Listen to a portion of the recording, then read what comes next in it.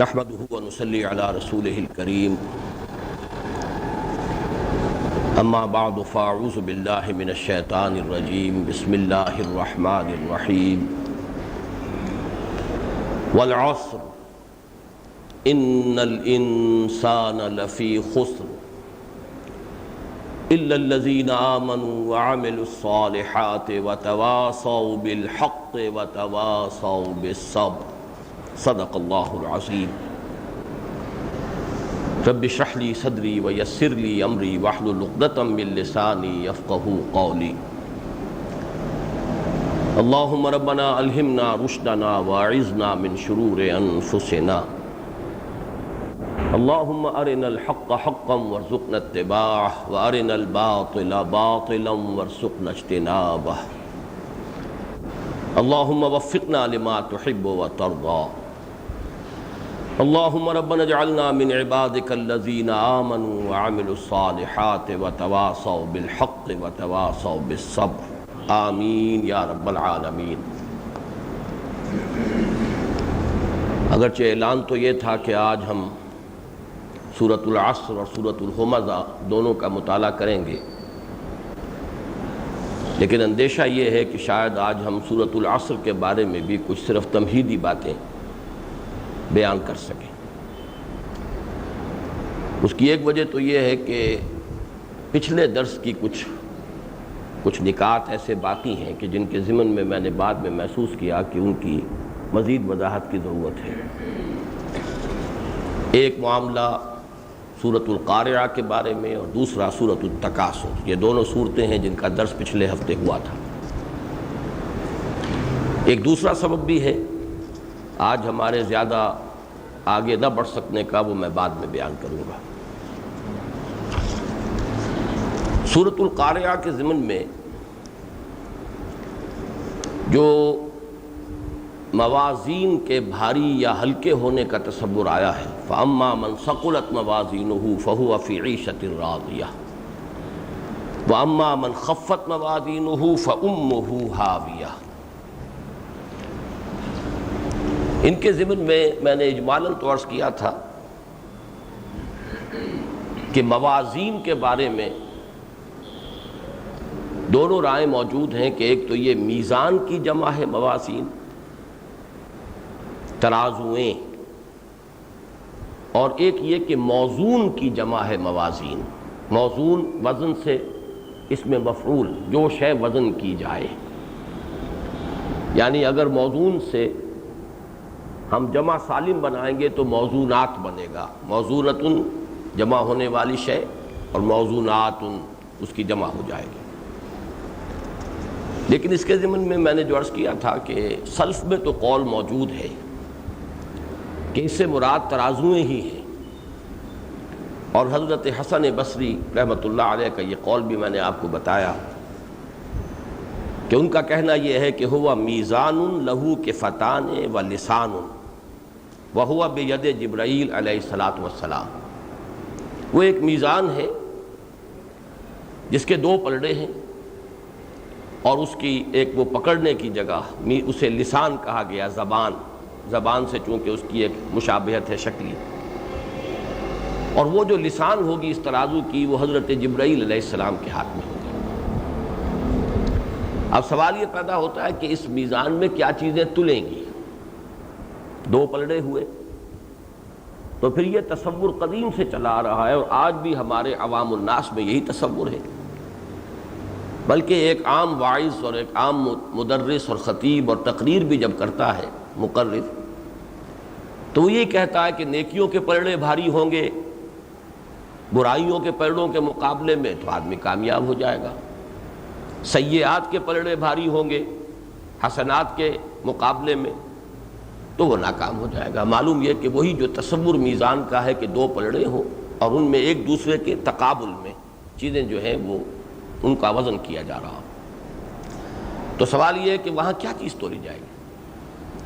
ایک رائے یہ ہے کہ جو صحائف ہوں گے اعمال کے، اوراق جن پہ کہ اعمال درج ہوں گے، نیکیوں کے اعمال، ان کے صحیفے علیحدہ ہیں، بدیوں کے جو عمل ہیں ان کے صحیفے علیحدہ، اب وہ صحیفے تل جائیں گے۔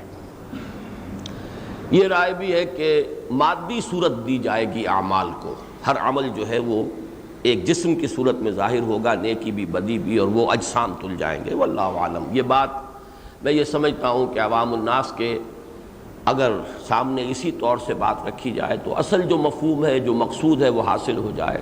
اصل میں تو یہ نقش جم جانا چاہیے کہ وہاں اصل فیصلے انسان کے عمل پر ہوں گے. لیکن یہ کہ یہ تصور جو ہے، ایک تو اس اعتبار سے کہ قرآن مجید میں کہیں وہ دو پلڑوں کا تذکرہ نہیں ہے، سرے سے نہیں. میں نے وہ مقامات تو آپ کو گنوا دیے تھے کہ جن میں یہ ثقلت موازینہ اور خفت موازینہ کا تذکرہ ہے موجود. ایک تو یہ سورہ قارعہ جو ہم پڑھ رہے تھے پچھلی مرتبہ، جس کا درس ہوا ہے. پھر سورہ اعراف میں ہے والوزن یومئذ الحق فمن ثقلت موازینہ فاولئک هم المفلحون ومن خفت موازینہ فاولئک الذین خسروا انفسهم بما كانوا بآیاتنا یظلمون. اسی طرح سورہ مومنون میں ہے فَإِذَا نُفِخَ فِي الصُّورِ فَلَا أَنْسَابَ بَيْنَهُمْ يَوْمَئِذٍ وَلَا يَتَسَاءَلُونَ فَمَنْ ثَقُلَتْ مَوَازِينُهُ فَأُولَئِكَ هُمُ الْمُفْلِحُونَ وَمَنْ خَفَّتْ مَوَازِينُهُ فَأُولَئِكَ الَّذِينَ خَسِرُوا أَنفُسَهُمْ فِي جَهَنَّمَ خَالِدُونَ. لیکن یہاں کہیں یہ تذکرہ نہیں ہے کہ وہ نیکیوں کے پلڑے اور بدیوں کے پلڑے اور وہ ایک دوسرے کے مقابلے میں تولے جائیں گے. اس کا تصور قرآن مجید میں کہیں موجود نہیں. تو جو بات معلوم ہوتی ہے وہ یہی ہے کہ موزون ہی یہاں پر صحیح ترجمہ ہے. قابل وزن چیزیں جن کی ایک معیار سے کمتر ہوں گی وہ ناکام ہو جائیں گے، اور جن کی وہ ایک معیار سے بالا تر ہوں گی وہ کامیاب ہو جائیں گے. جن کی کمتر ہوں گی وہ ناکام، جن کے بالا تر ہوں گی وہ کامیاب. اب یہاں سے اصل میں جو میں نے عرض کیا تھا کہ یہ جو 3 صورتوں میں ایک مضمون کا ارتقاء ہوا ہے، اس میں ایک بڑی منطقی ترتیب ہے، اور اس سے یہ تصور جو ہے یہ بہت نکھر کر سامنے آتا ہے. سورۃ الزلزال میں تصور یہ آیا ہر انسان کے سامنے اس کے اعمال آ جائیں گے، وہ دیکھ لے گا. یومئذ یصدر الناس اشتاتا لیروا اعمالهم، انہیں دکھلا دیا جائے گا ان کے اعمال. اب وہ کیا ہے؟ فمن یعمل مثقال ذرۃ خیرا یرہ ومن یعمل مثقال ذرۃ شرا یرہ. انسان جو کچھ دیکھے گا اپنی نیکیوں اور اپنے سیئات کو، ظاہر بات ہے وہ ظاہر کے اعتبار سے ہوگی. ایک عمل جو ظاہری اعتبار سے نیکی ہے، ایک عمل جو ظاہری اعتبار سے برا ہے. انسان کی نگاہ یہیں تک جاتی ہے. تو سب سے پہلا مرحلہ جو ہے قیامت میں جو حساب کتاب کا ہے، اس میں یہ ہے کہ اعمال دکھا دیے جائیں. چنانچہ نقشہ جو کھینچا گیا ہے ان 3 مقامات پر، جن کا میں نے پچھلی مرتبہ بھی تذکرہ کیا، حوالہ دیا آیات کا، کہ کچھ لوگ ہوں گے جو خوش ہوں گے کہ بڑے بڑے اعمال ہمارے ہیں نیکیوں کے، لیکن وہ شراب کے مانند ہوں گی، وہ نیکیاں نہیں ہوں گی. دیکھنے میں پانی نظر آئے گا، حقیقت میں پانی نہیں ہوگا. ان الذين كفروا اعمالهم كسراب بقيعة يحسبه الظمآن ماء. پیاسا سمجھتا ہے پانی، وہ سمجھیں گے کہ پانی ہے، پانی نہیں ہوگا. حتى اذا جاءه لم يجده شيئا ووجد الله عنده فوفاه حسابا. اسی طریقے سے کچھ لوگوں کی نیکیوں کے اعمال جو ہیں وہ بڑے اونچے اونچے پہاڑوں کے مانند ہوں گے، لیکن وَقَدِمْنَا إِلَى مَا عَمِلُوا مِنْ عَمَلٍ فَجَعَلْنَاهُ هَبَاءً مَنْثُورًا. ہم بڑھیں گے، اور یہ الفاظ جو ہیں یہ بریکٹ میں سمجھیے اضافہ کر رہا ہوں، اور ٹھوکر ماریں گے. جنہیں تم نیکیاں سمجھ رہے ہو وہ حقیقت میں نیکی نہیں ہے، اور وہ غبار بن کر ہوا میں تحلیل ہو جائے گا. اسی کو بیان کیا گیا کراماد اشتدت بہ الریح فی یوم عاصف. راکھ کے ایک ڈھیر کے مانند ہوں گے وہ اعمال. لیکن بہرحال پہلا مرحلہ وہی ہے فمن یعمل مثقال ذرۃ خیرا یرہ ومن یعمل مثقال ذرۃ شرا یرہ. اگلی صورت میں آتا ہے وحصل ما فی الصدور. اب ہر عمل کا جو ہے قدر و قیمت کا تعین ہوگا اس چیز کے اعتبار سے جو سینوں میں تھی. سینوں میں کیا ہے؟ ایمان یا نفاق یا ریاکاری یا صرف شہرت طلبی، دنیا ہی میں اپنی نیکیوں کا بدلہ چاہنا. اس اعتبار سے اب ضرب لگے گی. صرف وہی اعمال جو ہیں وہ قابل وزن ہوں گے جن کی بنیاد میں ایمان ہوگا. جن کی بنیاد میں ایمان ہے ہی نہیں وہ قابل وزن ہی نہیں ہے. لا نقیم لہم یوم القیامت وزنا. ان کا کوئی وزن قرار پائے گا ہی نہیں، اس لیے کہ وہ تو معلوم ہوا کہ حبام منصورہ، جیسے کہ میں نے عرض کیا، وہ تو سراب ہے، پانی ہے ہی نہیں۔ تو موزون اب جو رہ جائیں گے اعمال، وہ نیک اعمال وزن کیے جائیں گے کہ جن کی بنیاد خلوص پر ہو، اخلاص پر ہو، ایمان پر۔ یا ایمان کو اس قانونی معنی میں نہ لیجئے، حقیقی معنی۔ اس لیے کہ اگر بظاہر کوئی شخص مسلمان ہے لیکن ریاکارانہ نیکی کر رہا ہے تو حقیقی ایمان تو اسے حاصل نہیں ہے۔ یہاں ایمان سے مراد وہ باطنی اور حقیقی ایمان ہے، اس لیے کہ نیت کا تعلق تو اسی سے ہے۔ تو یہ حصل ما فی الصدور، یہ ہے اصل میں دوسرا اس کا ایلیمنٹ حساب کتاب کا، کہ اب ان اعمال جو نیکیاں بظاہر نظر آ رہی ہیں ان کو بھی ضرب لگے گی نیتوں کے ساتھ، اور وہ اگر بدنیتی ہے، ریا ہے، سمعہ ہے، تو وہ زیرو سے ضرب کھا کر زیرو ہو جائے، وہ قابل وزن نہیں ہوں گے۔ اب معلوم ہوا کہ وہ موازین جو ہیں، فاما من ثقلت موازینہ واما من خفت موازینہ، یہ دونوں در حقیقت مراد ہیں نیک اعمال کہ جن کی بنیاد میں ایمان اور خلوص اور اخلاص تھا۔ اب سوال پیدا ہوتا ہے کہ ان کے بھاری اور ہلکے ہونے کا کیا تعلق ہے؟ ایک مقابلے میں کس چیز سے؟ بھاری یا ہلکا ہونا کسی شے کے مقابلے میں ہوگا نا، کسی معیار سے اس کا تقابل کیا جائے گا۔ یہ ہے وہ چیز جو میں نے تیسرے درجے میں بیان کی تھی کہ یہاں اصل میں ہر شخص کا ایک علیحدہ معیار ہوگا۔ اللہ کے ہاں تمام انسان کسی ایک ہی باٹ سے نہیں تولے جائیں گے، تمام انسان جو ہے وہ اندھے کی لاٹھی کے مانند ایک ہی لاٹھی سے نہیں ہانکے جائیں گے۔ ہر شخص کے لیے وہ کم سے کم معیار کے جو نجات کا ہے اس کے لیے وہ مختلف ہوگا، اور وہ معین ہوگا اس کی اپنی وسعت اور شاکلہ کے اعتبار سے۔ اس کے لیے گیون کیا ایلیمنٹس تھے اس کی شخصیت کے لیے، جینز کون سے ملے تھے، اس میں بھلائی کا رجحان غالب تھا یا بدی کا رجحان غالب تھا، پھر ماحول کون سا ملا تھا، وہ مشرکوں کے ماحول میں پیدا ہوا، کفار کے ماحول میں پیدا ہوا، ملحدوں کے ماحول میں پیدا ہوا، یا اہل ایمان اور جو بھی حقائق ہیں ان کو جاننے والا جو ماحول ہے اس میں اس کی پیدائش ہوئی، پھر تعلیم کیا ملی۔ تو یہ ساری چیزیں شاکلہ اور وسعت ہر شخص کی علیحدہ ہے، ہر شخص کی اپنی شخصیت، اس کی مزاج، اس کی استاد طبع، اس کا مزاج، یہ تمام چیزیں مختلف ہیں۔ تو ہر شخص کے لیے ایک معیار ہوگا، اس سے کم تر رہ گیا ناکام۔ یہ ہے گویا کہ واما من خفت موازینہ، اس کے قابل وزن اعمال، اس کے لیے جو کم سے کم معیار تھا اس کی وسعت اور شاکلہ کے اعتبار سے اس سے بھی کم رہے، ہلکے رہ گئے اس معیار سے، لہذا وہ ناکام۔ اور اس کے قابل وزن اعمال اگر اس معیار سے بالا تر ہو گئے، اونچے ہو گئے، وہ کامیاب ہو جائے۔ فاما من ثقلت موازینہ فہو فی عیشۃ راضیہ واما من خفت موازینہ فامہ ہاویہ وما ادراک ما ہی نار حامیہ۔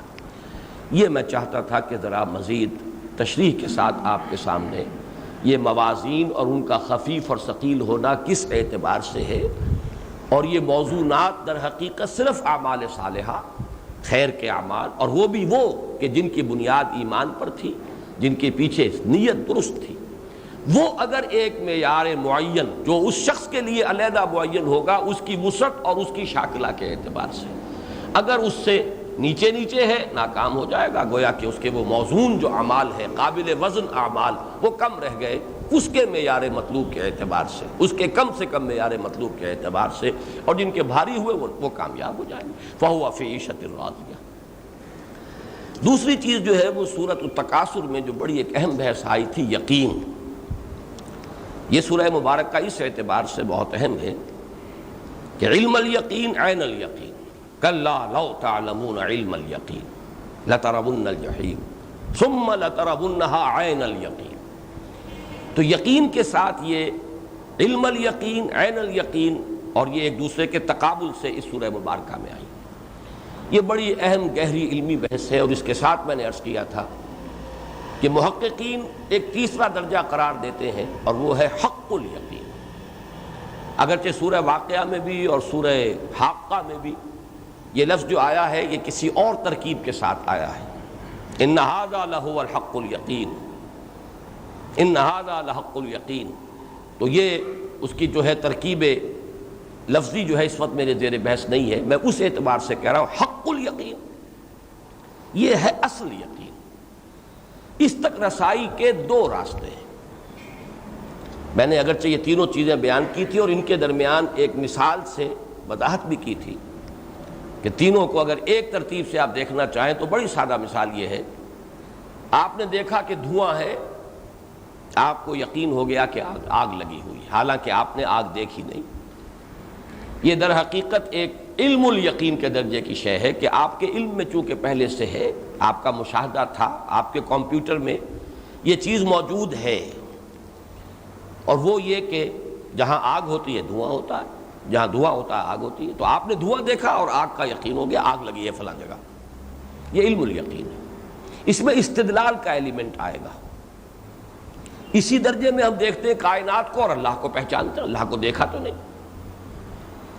بڑا پیارا شعر ہے کہ حق میری دسترس سے باہر ہے، حق کے آثار دیکھتا ہوں میں، ذات حق سبحانہ و تعالی، اصل حقیقت الحقائق وہ تو میرے دسترس سے باہر ہے، میرے حواس سے، میرے تخیل سے، میرے وہم سے، لیکن یہ کہ اس کے آثار میں دیکھ رہا ہوں۔ جیسے کہ آگ کے آثار میں سے دھواں ہے، دھواں دیکھا اور آگ کو پہچان لیا کہ آگ ہے، ایسے یہ پوری کائنات، اسی کو قرآن کی اصطلاح میں آیات کہا گیا ہے۔ یہ سب آیات ہیں۔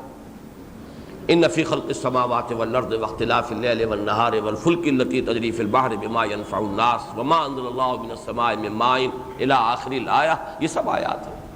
ومن آیاتہ ومن آیاتہ ومن آیاتہ، سورہ روم میں ایک بڑا طویل سلسلہ چلا آیات کا، اس کی آیات میں سے یہ بھی ہے، اس کی آیات میں سے یہ بھی ہے، اس کی آیات میں سے یہ بھی ہے۔ یہ کل کائنات، اس کا ایک ایک ذرہ اللہ کی آیات میں سے۔ ہم آیات کو دیکھ رہے ہیں اور اللہ کو پہچان رہے ہیں، یہ علم الیقین ہے۔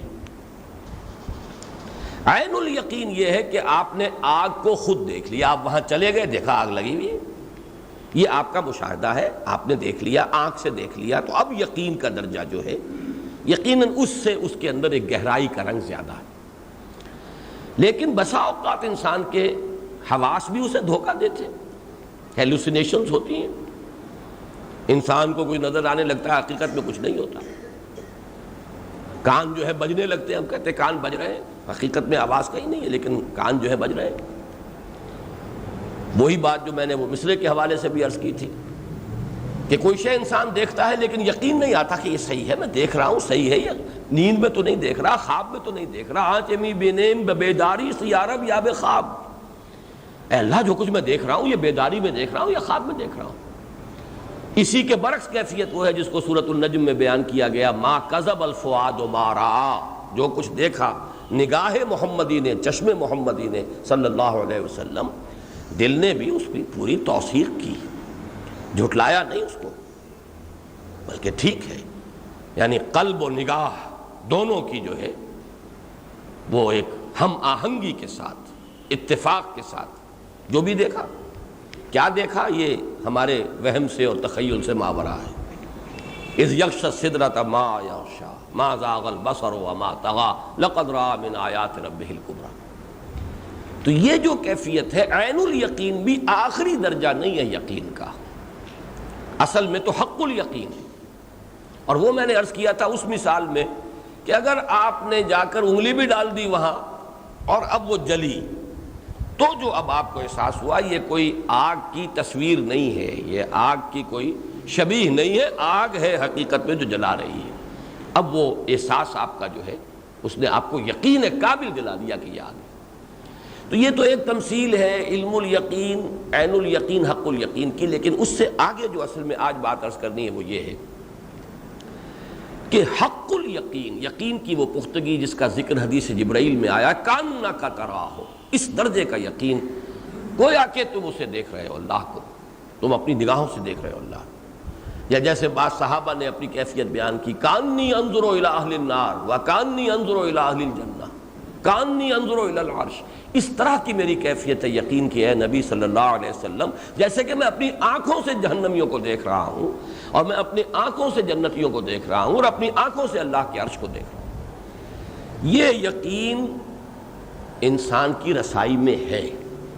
بدقسمتی سے اس عقلیت گزیدہ دور میں سائنٹیفک ریشنلزم کا جب سے دورہ ہوا ہے، ان چیزوں کو بس استعارہ کہہ کر اور صرف کچھ مبالغہ آرائی کہہ کر اور ان چیزوں کی حقیقت کو جو ہے وہ کم کرنے کی کوشش کی گئی ہے، یقیناً یہ کیفیت جو ہے یقین کی، حق الیقین کی وہ کیفیت دنیا میں حاصل ہو سکتی ہے۔ اس ضمن میں میں عرض کرنا چاہتا ہوں کہ علامہ اقبال نے اس دور میں جو بہت بڑی خدمت سر انجام دی ہے، ریکنسٹرکشن آف ریلیجس تھاٹ کا جو پہلا لیکچر ہے، اس میں انہوں نے یقین کی ماہیت پر جو بحث کی ہے کہ یقین کی اصل بنیاد تجربہ ہے۔ ایک ہے سنی ہوئی بات، لاکھ آدمیوں نے ایک بات کہی اور پورے عقلی استدلال کے ساتھ آپ کہتے ہیں جب لاکھ آدمی کہہ رہے ہیں تو یقیناً بات صحیح ہوگی، صحیح ہوگی تک رہے گا، صحیح ہے یہ آپ یہاں تک نہیں پہنچ سکتے، یہ آپ کا اپنا تجربہ ہو تبھی یقین ہوگا۔ ایک لاکھ آدمی کہیں کہ چینی میٹھی ہوتی ہے، آپ نے کبھی نہیں چکھی، آپ یہ کہیں گے بھائی جب اتنے لوگ کہہ رہے ہیں تو میٹھی ہوگی، اب اس کا درجہ ہوگا۔ یہ ظن جو ہے یہ یقین کے قریب تک بھی پہنچ جائے گا، لیکن ظن اور یقین میں فرق رہے گا۔ جب آپ نے چکھ لی اب آپ کو یقین ہوا، یہ آپ کا ذاتی ایکسپیرینس ہے، یہ آپ کا ذاتی تجربہ ہے، چینی میٹھی ہے، اب آپ ہے کہتے ہیں، ہوگی نہیں، اب ہوگی سے ہے تک بڑا فاصلہ ہے۔ ز عشق تاب صبوری ہزار فرسنگ است، بہت فاصلہ ہے۔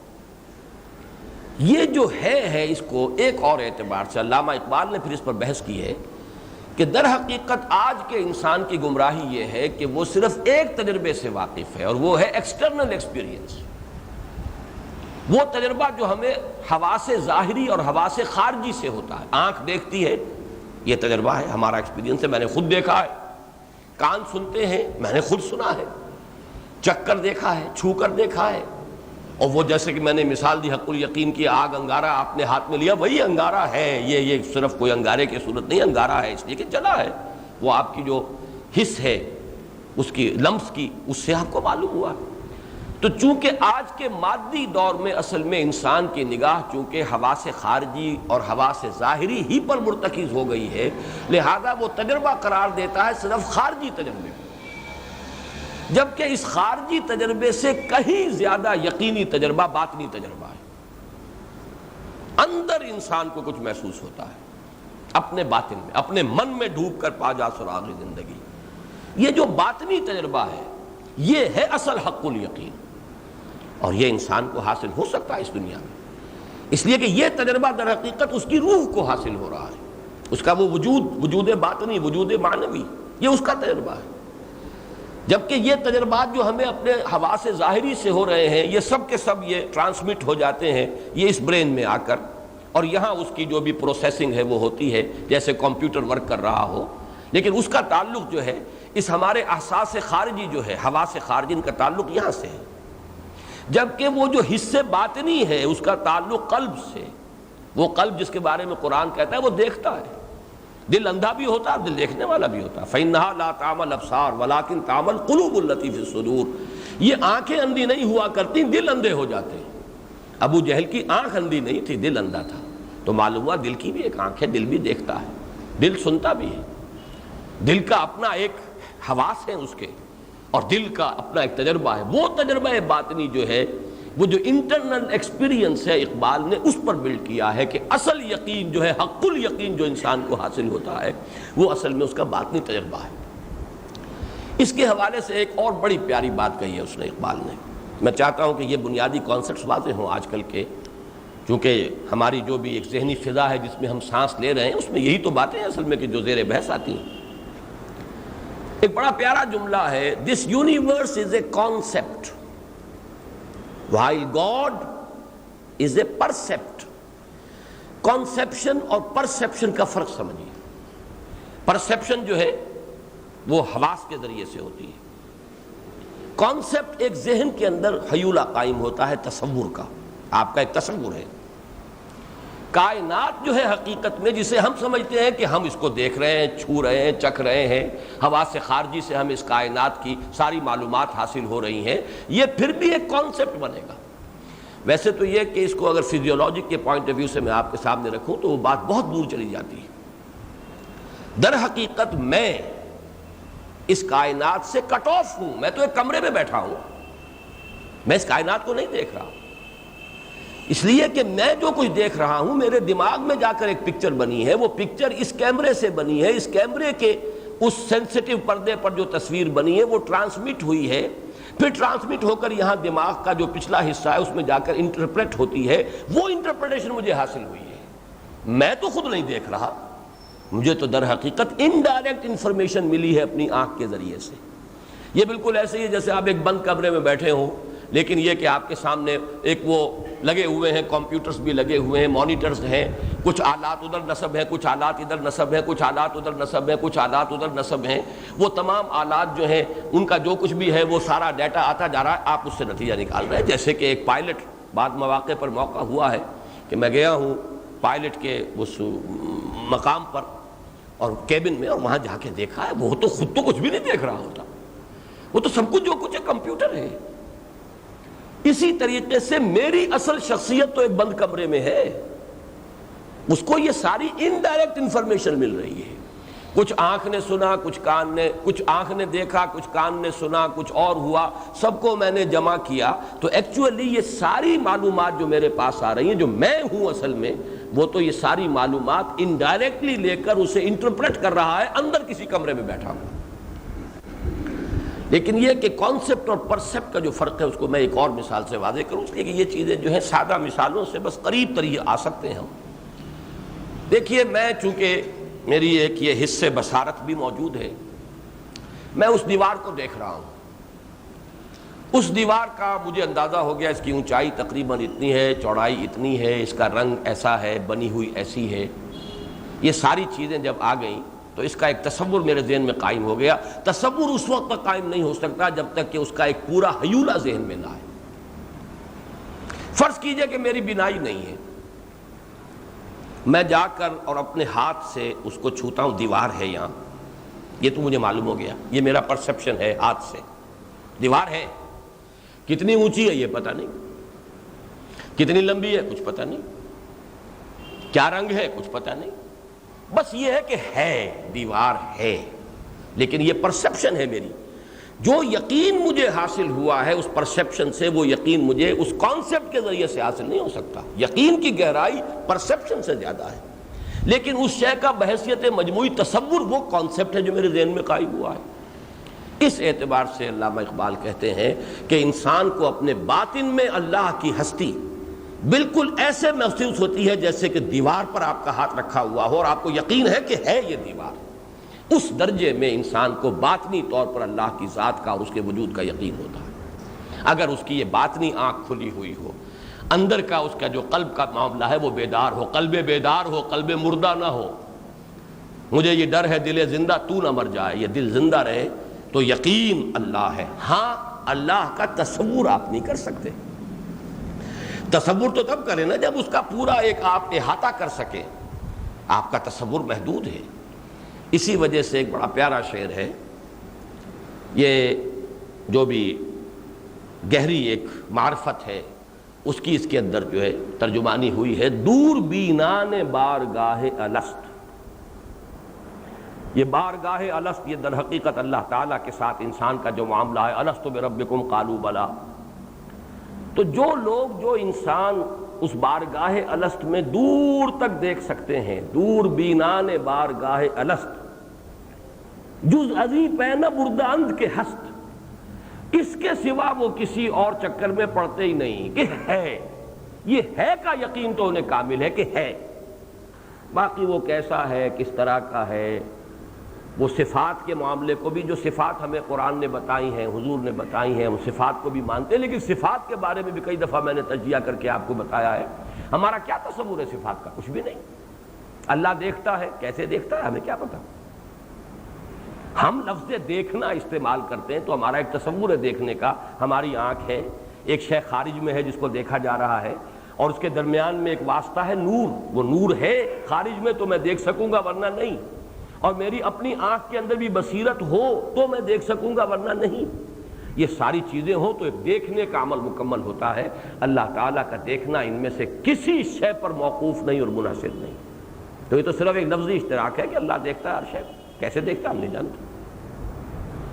اللہ علیم ہے، کتنا علیم ہے، اس کے علم کی نوعیت کیا ہے، کیا ہمیں معلوم؟ بس ایک یقین ہے بکل شیء علیم، یقین ہے هو علی کل شیء قدیر، یقین ہے هو معکم اینما کنتم، لیکن کیسے کچھ نہیں جانتے۔ جہاں اس چکر میں پڑتے ہیں سو الجھاؤ، وہاں پر تو انسان جو ہے 100 طرح کے منطقی جو ہے الجھاؤ پیدا ہو جائیں گے۔ اصل شے ہے کہ ہے، اور آج میں ایک شے کا اور اضافہ کر رہا ہوں، انسان کی ہدایت کا کل دار و مدار دو چیزوں پر ہے۔ ایک ذات باری تعالیٰ کے بارے میں یہ یقین، حق الیقین کہ ہے، کیا ہے، کیسا ہے، کیا صفات جو ہیں مثبت ہیں، کیا منفی ہیں، کون سی بنیادی ہیں، کون سی فروعی ہیں، پھر وہ صفات ذات حق کا حصہ ہیں، جز ہیں صفات ذات حق سے جدا یا عین ذات، یہ بحثیں چھوڑ دیجیے، ہے، یہ یقین کہ ہے، ایک ہستی ہے جس نے اس کو بنایا، وہی اصل ہے، وہی اصل حقیقت ہے، وہی ذات حق ہے۔ دور بینان بارگاہ الست جز عظیم پہ نہ بردان کے ہست ہے۔ اور دوسری بات یہ کہ اس کے پاس جانا ہے، بس یہ دو چیزیں، ہدایت کامل ہو جائے گی انسان۔ اور یہی دو چیزیں ہیں جو جمع کی گئی ہیں، انا للہ و انا الیہ راجعون۔ اس پر یقین ہو، یہ دل میں گہرا پختہ جمع ہوا ہو، تو بس یہی ہے اصل ہدایت کی جڑ بنیاد۔ اب اس کے بعد تو پھر سارا اس کا ایک تقاضے ہیں، وہ ابھریں گے، خود بخود جاننا چاہے گا وہ کیسے راضی ہوتا ہے، کن چیزوں سے ناراض ہے، کیا چیزیں اسے پسند ہیں، کیا چیزیں ناپسند ہیں۔ لیکن یہ دو یقین، انا للہ و انا الیہ راجعون، ذالک بان اللہ هو الحق، وہ حق ہے، ذات حق ہے، وہ ہے، وہ وجود حقیقی ہے، ڈھکوسلا نہیں ہے، ہمارے ذہن کی اختراع نہیں ہے، وہ ہمارے فکر کی پیداوار نہیں ہے، می تراشد فکر ما ہر دم خدا بندے دیگر، یہ نہیں ہے، وہ تو ہے، وہ ایک ہستی ہے، اور ہستی ہے ذات حق، اور یہ کہ ہمیں اس کے حضور حاضر ہونا ہے۔ یہ حق الیقین ہے اصل میں، جو علم الیقین کے ذریعے بھی دنیا میں حاصل ہو سکتا ہے، اور عین الیقین کے ذریعے سے بھی، لیکن محض علم الیقین بھی حق الیقین نہیں ہے، اور محض عین الیقین بھی حق الیقین نہیں ہے۔ حق الیقین تو اس کے بعد کا ایک گہرا درجہ ہے، جبکہ انسان کا اندر کی شخصیت جو ہے، اس کی روح جو ہے وہ بیدار ہو اور وہ محسوس کرے، اور اس کے لیے اللہ تعالیٰ کی ذات ایک پرسیپٹ بن جائے، کانسیپٹ نہ ہو، بلکہ یہ کہ وہ تو گویا کہ دور بینان بارگاہ الست جو زدی پہ نبردہ انت کے ہست۔ یہ میں چاہتا تھا کہ کچھ تھوڑا سا اس یقین کے جو مراحل اور مدارج ہیں، علم الیقین اور عین الیقین کے حوالے سے جو بات سورۃ التکاثر میں آئی ہے، اس میں میں مزید اضافہ کر دوں۔ اب آئیے، اب سورۃ العصر کی طرف ہم آگے بڑھ رہے ہیں، لیکن اب دوسرا سبب جو ہے آج کے بارے میں جو میں نے کہا تھا کہ کچھ زیادہ پیش رفت نہیں ہو سکے گی، اس کا یہ ہے کہ میں بہت شدید حیران رہا آج۔ ایک تو اس وجہ سے کہ سورۃ العصر میں کیا بیان کروں، اس سورہ مبارکہ کے بارے میں میری تحریریں موجود، بے شمار دروس موجود، مفصل موجود، مختصر موجود۔ یہ تو میرا یوں سمجھیے کہ وہ بغیر تشبیہ کے اوڑھنا بچھونا رہی ہے، اور اس پر میں نے مختلف اعتبارات سے، مختلف پہلوؤں سے اتنی مرتبہ گفتگو کی ہے کہ اب اس میں کیا اضافہ کروں۔ پھر یہ کہ جیسے ایک آدمی حیران ہو کر رہ جائے، پھول کھلے ہیں گلشن گلشن، اس کا تو ایک ایک حرف مجھے کھینچتا ہے کہ اس کے بارے میں تفصیل بیان کرو، اس کی گہرائی میں جاؤ، تو وہ تو پھر کسی ایک محفل کے اندر تو درس اس کے مکمل ہونے کا سوال ہی نہیں۔ تو میں نے یہ سوچا تھا پہلے کہ میں کچھ چند باتیں صرف اشارہ کر کے یہاں سے گزر جاؤں گا، لیکن جب یہاں پہنچا ہوں آج تو محسوس ہوا کہ یہ بھی ممکن نہیں ہے۔ آخر اس سورہ مبارکہ کا یہ تسلسل کے ساتھ جو درس ہمارا ہو رہا ہے، تو اس کا کسی نہ کسی درجے میں تو حق ادا کیا جانا چاہیے۔ اس وجہ سے دو کیفیتیں مجھ پر اس وقت طاری ہیں۔ ایک تو وہ جو حضرت موسیٰ کی کیفیت جو تھی خائفا یترقب، ایک خوف زدہ ہونے کسی کیفیت کہ اب میں اس میں کیسے میں اس کو بیان کر سکوں گا، اس کی عظمت جو جس کا مجھے ادراک و احساس ہے وہ اتنی بلند ہے کہ میں اس کو اپنے زبان میں، اپنے الفاظ میں کسی ایک نشست میں بیان کر سکوں، یہ مجھے محال نظر آ رہا ہے۔ اور دوسرے یہ کہ اس کی وسعتیں اتنی ہیں اس کے مضامین کی کہ ان میں سے اب کیا چنوں، کیا چھوڑوں، کیا لوں اس میں سے اور کیا چھوڑوں، یہ بھی میرے لیے بہت مشکل ہے۔ تو واقعہ یہ ہے کہ ایک اعتبار سے تو محسوس ہوتا تھا کہ یہ تو آسان ترین ہے، اس پر تو اتنی مرتبہ گفتگو کی ہے، اتنی تحریر بھی ہے، تقریریں بھی ہیں، تو اب اس میں کیا میرے لیے دقت ہے؟ لیکن معلوم ہوا کہ جس کو آسان سمجھا تھا وہی سب سے زیادہ مشکل ہے۔ آج میں ذرا اپنا جائزہ لے رہا تھا کہ اس سورہ مبارکہ سے میرے ذہنی اور قلبی جو تعلق کی ایک تاریخ جو ہے وہ میرے سامنے آئی ہے۔ مجھے یاد آیا کہ سب سے پہلے اس سورہ مبارکہ کی عظمت مجھ پر منکشف ہوئی ہے۔ میرا میڈیکل کالج کا طالب علمی کا دور تھا آخری، یہ 53-54 کی بات ہے، جب تفاسیر فراہی کا پہلا ایڈیشن شائع ہوا۔ مجموعہ تفاسیر فراہی، مولانا حمید الدین فراہی رحمۃ اللہ علیہ نے جو کچھ صورتوں کی تفسیریں لکھی ہیں، اور وہ سب عربی میں لکھی تھی سوائے ایک سورہ اخلاص کے کہ وہ انہوں نے اردو میں لکھی تھی، باقی سب عربی میں۔ تو ان کا اردو ترجمہ کر کے، وہ ترجمہ تو کافی پہلے مولانا اصلاحی صاحب نے کیا ہوا تھا، لیکن وہ شائع ہوئی ہے مجموعہ تفاسیر فراہی کے نام سے ایک کتاب۔ یہ کوئی سن 53-55 ہی کی بات ہے، اسی وقت وہ میں نے بھی مطالعے میں آئی، اگرچہ میں نے پوری کتاب پڑھی، لیکن واقعہ یہ ہے کہ سورۃ العصر کی عظمت اور جامعیت کا نقش اسی وقت دل کے اندر قائم ہو گیا۔ حالانکہ سن 51 اور 52 میں جمعیت طلبہ کی 2 تربیت گاہیں ہوئیں، جن میں میں ہی ناظم تھا، دسمبر 51 اور پھر جو تعطیلات گرما تھیں سن 52 کی، اس میں 2 تربیت گاہیں ہوئیں۔ اس میں مولانا امین حسن اصلاحی صاحب نے جن مقامات کا درس دیا ان میں سورۃ العصر نہیں تھی۔ میں نے جو منتخب نصاب بعد میں مرتب کیا ہے اس میں کچھ حصے وہ شامل ہیں، بلکہ اس کا تصور تو وہیں سے قائم ہوا میرے ذہن میں وہ اس منتخب نصاب جو کتابی شکل میں شائع شدہ ہے اس کے شروع میں ساری تفصیل بیان کر چکا ہوں کہ مولانا اصلاحی صاحب نے انفرادی زندگی کے لیے رہنمائی کے لیے سورہ لقمان، سورہ فرقان، اس کے وہ حصے جو اب بھی منتخب نصاب میں شامل ہیں، عائلی زندگی کے لیے سورہ تحریم، معاشرتی زندگی کے لیے سورہ بنی اسرائیل کا 3 اور 4 رکوع، ملی زندگی کے لیے سورہ حجرات اور سورہ صف پھر شامل کیے، جہاد اور مجاہدہ، سورہ عنکبوت، ان پر مشتمل ایک نصاب کا درس دیا تھا سن 51 میں، سن 52، لیکن اس کے شروع میں سورۃ العصر نہیں تھی۔ لیکن پھر میں نے جب کام کیا ہے، یہ اب سن 56 کا، مجھے آج بھی اپنے وہ سیدھا اوراق مل گئے ہیں، آپ اندازہ کیجئے 35 برس قبل کے، یہ وہ کاغذ میرے پاس موجود ہے، وہ سیدھا ہو چکا ہے بالکل۔ یہ سن 56 میں نے سورۃ العصر کے نوٹس تیار کیے تھے، اور جو میں نے کام کیا وہاں منگمری میں، جو اب ساہیوال کہلاتا ہے، اور درس قرآن کا سلسلہ شروع کیا، تو سب سے پہلے اس کا نقطہ آغاز اس منتخب نصاب کا میں نے سورۃ العصر کو بنایا۔ پھر جب میں نے وہ منتخب نصاب مرتب کیا ہے تو وہ تو اب کتابی شکل میں بھی سورۃ العصر ہی ہے، بلکہ میں نے تو اس طریقے سے اسے مرتب کر دیا ہے کہ در حقیقت وہ سورۃ العصر ہی کی ایکسفولیشن ہے، اسی کی مزید تشریح ہے۔ اس میں ایمان کی بحث آئی، اس کے ضمن میں کچھ مقامات، اس میں پھر عمل صالح ہے، اس کے ضمن میں کچھ مقامات، پھر تواصی بالحق ہے، اس کے ضمن میں کچھ مزید مقامات، تواصی بالصبر سے متعلق کچھ مقامات، اور اختتام پر پھر جامع ترین سورت سورہ حدید۔ یہ سورۃ العصر اور سورۃ الحدید اول و آخر جو ہیں، یہ در حقیقت میرا اپنا ذہن ہے کہ جو ان سورتوں کی طرف ملتفت ہوا، منعطف ہوا۔ مولانا اصلاحی صاحب نے جو حصے میں پڑھائے تھے ان میں نہ سورۃ العصر نہ سورۃ الحدید، لیکن واقعہ یہ کہ میری اپنی سوچ جو قائم ہوئی ہے، اور یہ پوری ہماری تحریک قرآنی جس پر چلی ہے منتخب نصاب پر، تو جو حضرات اس کے دروس میں شریک رہے ہیں انہیں معلوم ہے کہ اس میں اصل اول و آخر سورۃ العصر اور سورۃ الحدید۔ پھر میں جب یہاں لاہور آیا ہوں واپس، سن 65 میں آ گیا تھا، لیکن سن 66 میں اصل میں میری اصل درس و تدریس کے اور یہاں پہ جو حلقہ مطالعہ قرآن قائم کیے، میثاق شائع ہونا شروع ہوا، دوبارہ بند ہو گیا تھا، تو میں نے نومبر سن 66 کے میثاق میں سورۃ العصر پر اپنی ایک تحریر شائع کی تھی۔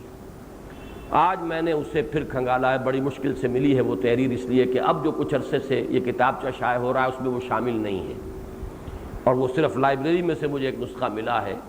تو میں اپنا تاثر بیان کرنے میں کوئی حرج محسوس نہیں کر رہا کہ آج میں اپنی اس تحریر کو پڑھتا رہا ہوں اور وجد کی کیفیت میں رہا ہوں۔ اس وقت جس انداز میں وہ تحریر میرے قلم سے نکلی ہے، آج میں یہ محسوس کرتا ہوں کہ شاید اگر میں آج لکھنے کی کوشش کروں تو اس طور سے نہیں لکھ سکتا۔ وہ انشاءاللہ دوبارہ اس کو اچھی کتابت کروا کے دوبارہ اب ہم شائع کریں گے۔ اس کا کچھ حصہ آج مجھے لفظاً بھی آپ کو پڑھانا ہے۔ پھر سن 73 میں نے ایک تقریر کی تھی یہاں ایچ ایسن کالج میں، نجات کی راہ سورۃ العصر کی روشنی میں، وہ بھی اب اصلاً تو ایک تقریر تھی، لیکن چودھری غلام رسول صاحب پرنسپل تھے، وہ کچھ زیادہ ہی قدردان نکلے، انہوں نے اسے ٹیپ سے اتروایا، اس کو پھر شائع کیا، پھر میں نے اس کو اپنے طور پر کچھ اضافوں کے ساتھ کچھ اس کے اندر ترتیب قائم کر کے، تو وہ اصل تو اس کی شکل تو تقریر ہی کی ہے، لیکن یہ کہ وہ پھر مرتب ہو کر میں سمجھتا ہوں کہ بڑی ایک منضبط تحریر کی شکل اس کی بھی ہے، تو وہ بھی سورۃ العصر کے روشنی میں نجات کی راہ یہ مطبوعہ موجود ہے۔ اور پھر جو منتخب نصاب کا درس ہوا وہ تو میں نے جیسا کہ عرض کیا ہے اتنی مرتبہ دیا ہے، اور سارا منتخب نصاب جو ہے در حقیقت وہ تشریح ہے سورۃ العصر کی، تو اس کے مختلف گوشے اور اس سے مختلف انداز میں بیان کر چکا ہوں کہ آج میں حقیقتاً بڑی ہی ایک اپنے لیے دقت محسوس کر رہا ہوں کہ اس سورہ مبارکہ میں سے اب میں کیا بیان کروں اور کس چیز کو چھوڑوں۔ تاہم اب میں جو آغاز کر رہا ہوں وہ اس اعتبار سے کہ یہ جو سلسلے وار درس ہمارا ہے اس میں اب آپ کے ذہن میں ہے یہ چیزیں موجود کہ میں سب سے پہلے مصحف میں جو ترتیب آ رہی ہے سورتوں کی اس کے اعتبار سے بحث کیا کرتا ہوں۔ تو یہ آپ کو یاد ہوگا کہ میں نے پچھلی 4 سورتیں سورۃ الزلزال، سورۃ العادیات، سورۃ القارعہ، سورۃ التکاثر کو قرار دیا کہ یہ ایک 4 سورہ ہے اور اس کا عنوان قرار دیا تھا پھر وہی 4 سورہ انذار، جیسے کہ پہلے سورۃ التکویر، سورۃ الانفطار اور سورۃ المطففین اور سورۃ الانشقاق، وہ 4 سورہ انذار۔ ویسے تو یہ پورا گروپ جو ہے انذار کا گروپ ہے، لیکن یہ کہ مختلف جگہوں پر مختلف علمی مضامین، معرفت کے مضامین یہ آئے ہیں، لہذا جہاں انذار کا رنگ زیادہ گہرا ہے، خبردار کرنا، آخرت کی خبر دینا، ہوشیار، وقت آئے گا تمہیں اپنے رب کے حضور میں کھڑا ہونا ہوگا، اپنے تمام اعمال جو ہیں انہیں فیس کرنا ہوگا، ایک اکاؤنٹیبلٹی، گراؤنڈ اکاؤنٹیبلٹی فیس کرنی ہوگی، یہ انذار۔ اس میں یہ کہ یہ 4 سورتیں جو ہیں 4 سوروں کے جو میں نے 5 آپ کے سامنے گروپ رکھے تھے ان میں سے آخری قرار دیا تھا۔ آج میں ذرا اپنی اس بات میں تھوڑی سی تبدیلی کر رہا ہوں، اس لیے کہ یہ جو جوڑا ہے سورۃ العصر اور سورۃ الہمزہ، ان کا بھی مضمون وہی انذار ہے، اور یہ قرار دیا جا سکتا ہے کہ ان 6 سورتوں کو آپ جمع کر لیجئے اپنے ذہن میں، سورہ زلزال سے لے کر اور سورہ ہمزہ تک۔ اس کے بعد اب جو سورتیں آ رہی ہیں وہ جوڑوں کی شکل میں ہیں، لیکن اب وہ انذار کا مضمون اس میں گہرا نہیں ہے۔ 2 سورتیں سورۃ الفیل اور سورۃ القریش اب یہ تو آئیں گی، جو خاص ایک تاریخی پس منظر ہے مکہ مکرمہ کا اور قریش پر اللہ تعالیٰ کے جو انعامات ہوئے ان کے حوالے سے گفتگو ہے، وہ ایک تاریخی بحث ہے اصل میں۔ اور اس کے بعد پھر 2 سورتیں، ان میں سورۃ الکوثر، حضور صلی اللہ علیہ وسلم اللہ کا خصوصی فضل اور انعام اس کا ذکر ہے۔ اسی طریقے سے سورۃ الکافرون، اس کے اندر ایک برات ہے، اعلان ہے علیحدگی کا، پھر ایک پیشین گوئی کہیے یا جو بھی اللہ تعالیٰ کا احسان جو فتح آئی، اذا جاء نصر اللہ والفتح، یہ تمام اب صورتیں جو ہیں اپنی جگہ پر مستقل مضامین کی حامل ہیں۔ ان میں وہ انذار والا پہلو معوذتین وہ اپنی جگہ پر ایک مضمون ہے، قل اعوذ برب الفلق قل اعوذ برب الناس، اب اس میں وہ انذار کا رنگ تو نہیں ہے، آخرت کی وہ خبر اس طور سے جو ہے وہ تو یہاں پہ نہیں ہے۔ سورۃ الاخلاص ہے توحید کے موضوع پر، ایک بہت ہی جامع صورت ہے۔ تو اب جو 10 صورتیں اس کے بعد شروع ہوں گی ان میں تو نوٹ کر لیجئے کہ اصل میں وہ در حقیقت اپنی جگہ پر مکمل اور خود مکتفی اپنے مضمون کے اعتبار سے سیلف سفیشینٹ قسم کے جوڑے ہیں اور صورتیں ہیں۔ البتہ یہ 6 صورتیں جو ہیں یہ تسلسل کے ساتھ آئی ہیں انذار کی، اور ان میں آج میں ایک بات کا اضافہ کر رہا ہوں، 2 باتوں کا۔ ایک تو یہ کہ اس 4 سورے میں سے بھی 3 صورتیں ہیں جو اصل میں ایک خاص ترتیب سے آ کر، اور اس کا نقطہ عروج جیسا کہ میں عرض کر چکا ہوں وہ سورۃ القارعہ میں آ گیا۔ تمہارے سارے اعمال تمہاری نگاہوں کے سامنے آ جائیں گے، نیکیاں بھی بدیاں بھی، یہ سورۃ الزلزال۔ پھر تمہارے سینوں میں سے بھی کچھ برآمد کیا جائے گا، تمہاری نیتیں بھی، ارادے بھی، عزائم بھی، ایمان تھا کہ نفاق تھا، اخلاص تھا یا ریاکاری تھی، اس کا نتیجہ نکلے گا فَأَمَّا مَنْ ثَقُلَتْ مَوَازِينُهُ فَهُوَ فِي عِيشَةٍ رَاضِيَةٍ وَأَمَّا مَنْ خَفَّتْ مَوَازِينُهُ فَأُمُّهُ هَاوِيَةٌ، وہ نتیجہ ہے آخری، یہاں بات مکمل ہو گئی۔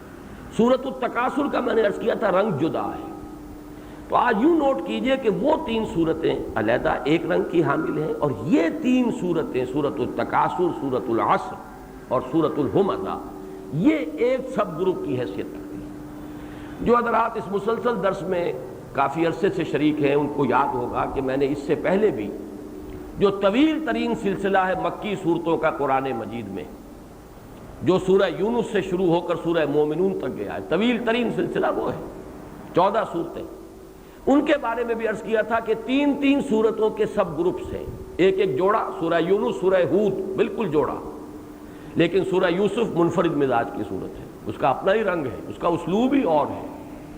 اسی طرح سورہ رعد، سورہ ابراہیم جوڑا، سورہ ہجر بالکل ہی ایک اپنے انداز کی منفرد صورت ہے، سورہ نحل بالکل منفرد ہے، سورہ بنی اسرائیل، سورہ کہف جوڑے کی شکل میں۔ اس طریقے سے 3 صورتوں کے جوڑے آئے ہیں۔ اسی طرح مدنی صورتوں میں بھی سورۃ الفتح اور سورۃ الفتح اور سورہ محمد صلی اللہ علیہ وسلم یہ ایک جوڑے کی شکل میں ہے۔ سورہ حجرات ایک ضمیمہ ہے جو ان دونوں کے ساتھ ملی ہوئی۔ اسی طرح سے یہاں بھی نوٹ کر لیجئے کہ 3 صورتیں، سورۃ الزلزال اور سورۃ العادیات، سورۃ القارعہ، یہ ایک چھوٹا گروپ ہے، اور سورۃ التکاثر، سورۃ العصر اور سورۃ ہمزہ یہ دوسرا گروپ ہے 3 صورتوں کا۔ دوسری بات میں یہ عرض کروں گا کہ سورۃ العصر چاہے اس میں کہیں آخرت کا ذکر نہیں، دوزخ کا ذکر نہیں، حساب کا ذکر نہیں، لیکن واقعہ یہ ہے کہ انذار میں یہ کلائمیکس ہے پورے قرآن کا۔ وَالْعَصْرِ إِنَّ الْإِنسَانَ لَفِي خُسْرٍ إِلَّا الَّذِينَ آمَنُوا وَعَمِلُوا الصَّالِحَاتِ وَتَوَاصَوْا بِالْحَقِّ وَتَوَاصَوْا بِالصَّبْرِ۔ یہ انذار اپنے نقطۂ عروج پر ہے، کلائمیکس ہے انذار۔ اس کو میں ذرا ابھی اپنی اس تحریر سے تقابل کر کے سورۃ التین اور سورۃ العصر کا پھر میں اس مضمون کو واضح کروں گا، لیکن اس وقت صرف یہ جو میری آبزرویشن ہے اسے نوٹ کر لیں۔ اب ایک بات یہ نوٹ کیجئے کہ معنوی اعتبار سے اس کا قریب ترین تعلق جڑتا ہے سورۃ التین سے۔ میں نے اس وقت بھی عرض کیا تھا سورۃ التین، لقد خلقنا الانسان فی احسن تقویم ثم رددناہ اسفل سافلین الا الذین آمنوا وعملوا الصالحات وتواصوا بالحق فلہم اجر غیر ممنون۔ والعصر ان الانسان لفی خسر الا الذین آمنوا وعملوا الصالحات وتواصوا بالحق وتواصوا بالصبر۔ اس سورہ مبارکہ میں انذار کلائمیکس پر کیوں ہے؟ نمبر 1 یہ کہ یہاں پوری نوع انسانی کے لیے خسارے کا حکم ہے، اللہ نے جو لگایا ہے۔ قاعدہ کلیہ یہ ہے کہ تمام انسان خسارے میں، گویا کہ کامیابی استثنائی ہے، رول جو ہے، اصل قاعدہ کلیہ، اصل اصول وہ انسان کی بربادی، انسان کی تباہی۔ ان الانسان لفی خسر۔ صرف اور نحو کے اعتبار سے جتنے بھی اسلوب ہو سکتے ہیں تاکید کے وہ یہاں جمع ہو گئے۔ انا یہ حرف تاکید، الانسان الف لام جنس کے لیے، تمام انسان، لفی خسر لام تاکید کے لیے، خسرن بہت بڑا خسارہ، تنکیر تفخیم کے لیے۔ پھر جملہ اسمیہ جو ہے وہ ایک قاعدہ کلیہ ہوتا ہے، وہ زمانے سے ماورا، ماضی حال مستقبل سے اس کی کوئی بحث نہیں، وہ تو ایک مستقل قاعدہ اصول ہے۔ جملہ اسمیہ کے اندر بہت تاکید کا رنگ ہوتا ہے۔ ان الانسان لفی خسر، تمام انسان خسارے میں ہے، گھاٹے میں ہے، استثناء ہے الا الذین آمنوا وعملوا الصالحات وتواصوا بالحق وتواصوا بالصبر۔ نمبر 2 یہ کہ قرآن مجید کا یہ واحد مقام ہے جہاں انسان کی جو شرائط ہیں کامیابی کی، ان کو اس طرح کھولا گیا ہے کہ عمل صالح ہی کے اندر سے اس کے جو اور زیادہ ثقیل اور بھاری پہلو ہیں، حق کا اعلان، حق کو ماننا ہی ماننا نہیں، حق کا اعلان کرنا، حق کی تبلیغ، یہ ہے بھاری شے، یہ ہے کہ جس میں بڑی ناراضگیاں مول لینی پڑتی ہیں۔ خود انسان حق پر قائم رہے اس کے لیے بھی بڑی محنت ہے، نفس سے مجاہدہ کرنا پڑے گا، لیکن یہ ہے کہ دنیا میں جو امتحانات ابتلاءات آتے ہیں وہ تو جب آپ حق کا اعلان کرتے ہیں، حق کی تلقین کرتے ہیں، حق کی نصیحت اور وصیت کرتے ہیں، حق کی تاکید کرتے ہیں، یہ واحد مقام ہے جہاں اس کو کھولا گیا ہے کہ صرف عمل صالح کا اجمال، حالانکہ تواصی بالحق بھی تو عمل ہی ہے نا، خیر کی تلقین کرنا، دین صحیح بات کو کا اعلان کرنا، یہ بھی ایک عمل ہے، تواصی بالصبر بھی ایک عمل ہی ہے، گویا کہ یہ عمل ہی کے اندر، عمل صالح کے اندر جو مضمر ہیں چیزیں، جو زیادہ ثقیل اور زیادہ بھاری پہلو، انہیں بھی نمایاں کر دیا گیا۔ اور بات سامنے اس طور سے آئی ہے، چاروں شرطیں لازم ہیں انسان کی نجات کے لیے۔ اس میں نے جو جملہ نقل کیا ہے چھپ چکا ہے، اب تو بہت عام ہو چکا۔ امام راضی کا جملہ میرے نزدیک واقعتاً یہ ہے کہ بہت ہی آب زر سے لکھے جانے کے قابل ہے۔ میرے تو دل پر نقش ہو گیا تھا، بہت پہلے کی بات ہے۔ میں سمجھتا ہوں کہ میرے دروس میں جو لوگ شریک رہے ہیں ان میں سے بھی بہت سو کے دل پر اور ذہن پر نقش ہو چکا ہوں۔ هذه الآیۃ فیہا وعید شدید، اس آیت میں بڑی شدید وعید ہے، بڑی زبردست دھمکی ہے۔ لأن اللہ تعالی حکم بالخسار علی جمیع الناس، اس لیے کہ اللہ تعالیٰ نے تو تمام انسانوں کے لیے خسارے اور تباہی اور بربادی کا فیصلہ کر دیا۔ الا من کان آتیا بہذہ الاشیاء الاربعۃ، سوائے ان کے جو ان چاروں شرطوں کو پورا کریں۔ وہی الایمان والعمل الصالح والتواصی بالحق والتواصی بالصبر، اور یہ چاروں چیزیں کیا ہیں؟ ایمان ہے، عمل صالح ہے، پھر حق کی تلقین، حق کا اعلان، حق کی اشاعت، اور صبر کی تلقین، صبر کی نصیحت۔ وَدَلَّ ذَلِكَ، یہ الفاظ ہیں جو بہت اہم ہیں۔ وَدَلَّ ذَلِكَ أَنَّ النَّجَاةَ مُعَلَّقَةٌ بِمَجْمُوعِ هَذِهِ الْأَشْيَاء، اور اس سے دلالت ہوئی، رہنمائی ملی اس بات کی طرف کہ نجات کا دار و مدار ان چاروں چیزوں کے مجموعے پر ہے۔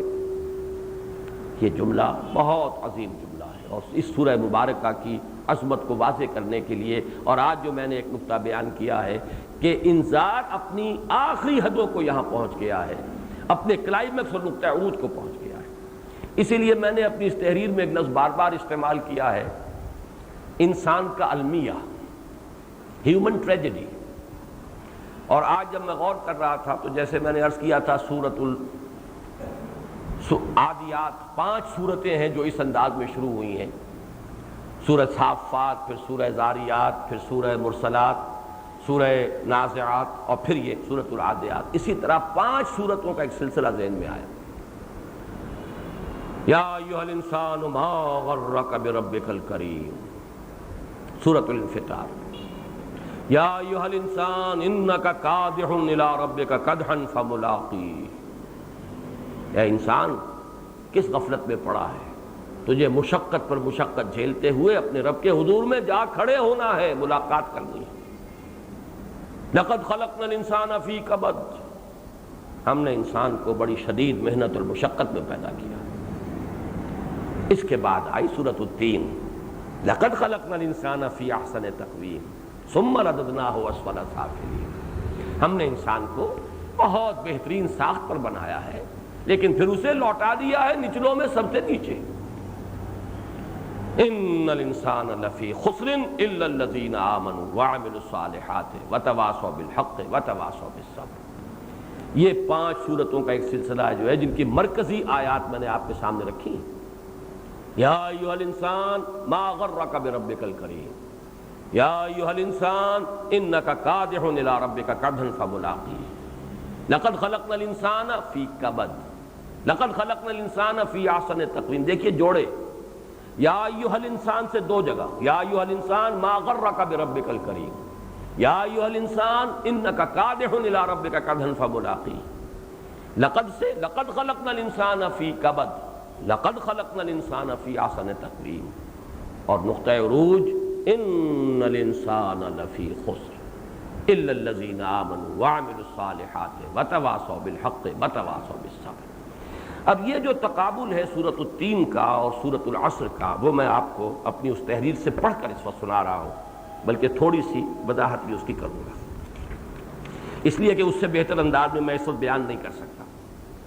میں اپنے اس جو بھی عجز ہے اس کا میں پہلے اعتراف کر سکا ہوں، اب تو میں لکھنا بھی چاہوں تو ایسا نہیں لکھ سکتا جیسا کہ اس وقت اللہ تعالیٰ کی طرف سے کوئی خاص ایک کیفیت ہوتی ہے جو طاری ہو جاتی ہے۔ میرا تحریر بہت کم ہوئی ہے، جو بھی تحریریں ہوئی ہیں میں اس بات پر آج اللہ کا شکر بھی ادا کر رہا تھا، اور ایک کیف کا عالم بھی مجھ پر طاری رہا اس تحریر کو پڑھتے ہوئے۔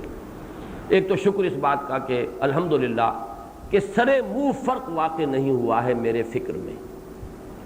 یہ سن 66 کی تحریر ہے، پورے 25 برس گزر چکے، اے کوارٹر آف اے سینچری، لیکن میرا فکر جوں کا توں وہی ہے جہاں تھا الحمدللہ، اس لیے کہ وہ جو دینی فکر تھا وہ اس سے پہلے پختگی کو پہنچ چکا تھا، اس میں کوئی انحراف نہیں ہوا اور اس میں کہیں زوال نہیں آیا ہے۔ اور اس زوال نہ آنے کا سبب یہ میں آج خاص طور پر عرض کر رہا ہوں، اس لیے کہ مجھے جب سورۃ العصر پر میں آگے چل کر گفتگو کروں گا تو میں بیان کروں گا کہ بعض لوگوں کے فکر میں کس طرح زوال آیا ہے، اور زوال کب آتا ہے؟ جب انسان جس شے کو حق سمجھتا ہو اس پر عمل کرنے کی ہمت نہ پائے، نتیجہ یہ ہوتا ہے کہ فکر جو ہے وہ بھی ڈھلنا شروع ہوتا ہے، اس کو بھی زوال آتا ہے۔ کھڑا رہے آدمی اس پر، قائم رہے، اپنی سی جد و جہد کرتا رہے، نتیجہ نکلے نہ نکلے، اور کچھ نہیں ہوگا تو کم سے کم اپنا فکر جو ہے برقرار رہے گا، آدمی پیچھے نہیں ہٹے گا، اس کے فکر کے اوپر زوال اور اضمحلال طاری نہیں ہوگا۔ یہ احساس مجھے آج شدت کے ساتھ ہوا۔ اب ذرا میں پڑھ کر سنا رہا ہوں آپ کو۔ بحیثیت مجموعی اس سورہ مبارکہ پر انذار کا رنگ غالب ہے، تبشیر کا پہلو بھی اگرچہ موجود ہے لیکن خفی اور ضمنی طور پر، اللہ سے جو ہے یہ تبشیر ہے، جو لوگ یہ 4 شرطیں پوری کر لیں ان کے لیے بشارت ہے، وہ کامیاب ہو جائیں گے، وہ اس خسران عمومی سے نجات پا جائیں گے، مستثنیٰ ہوں گے۔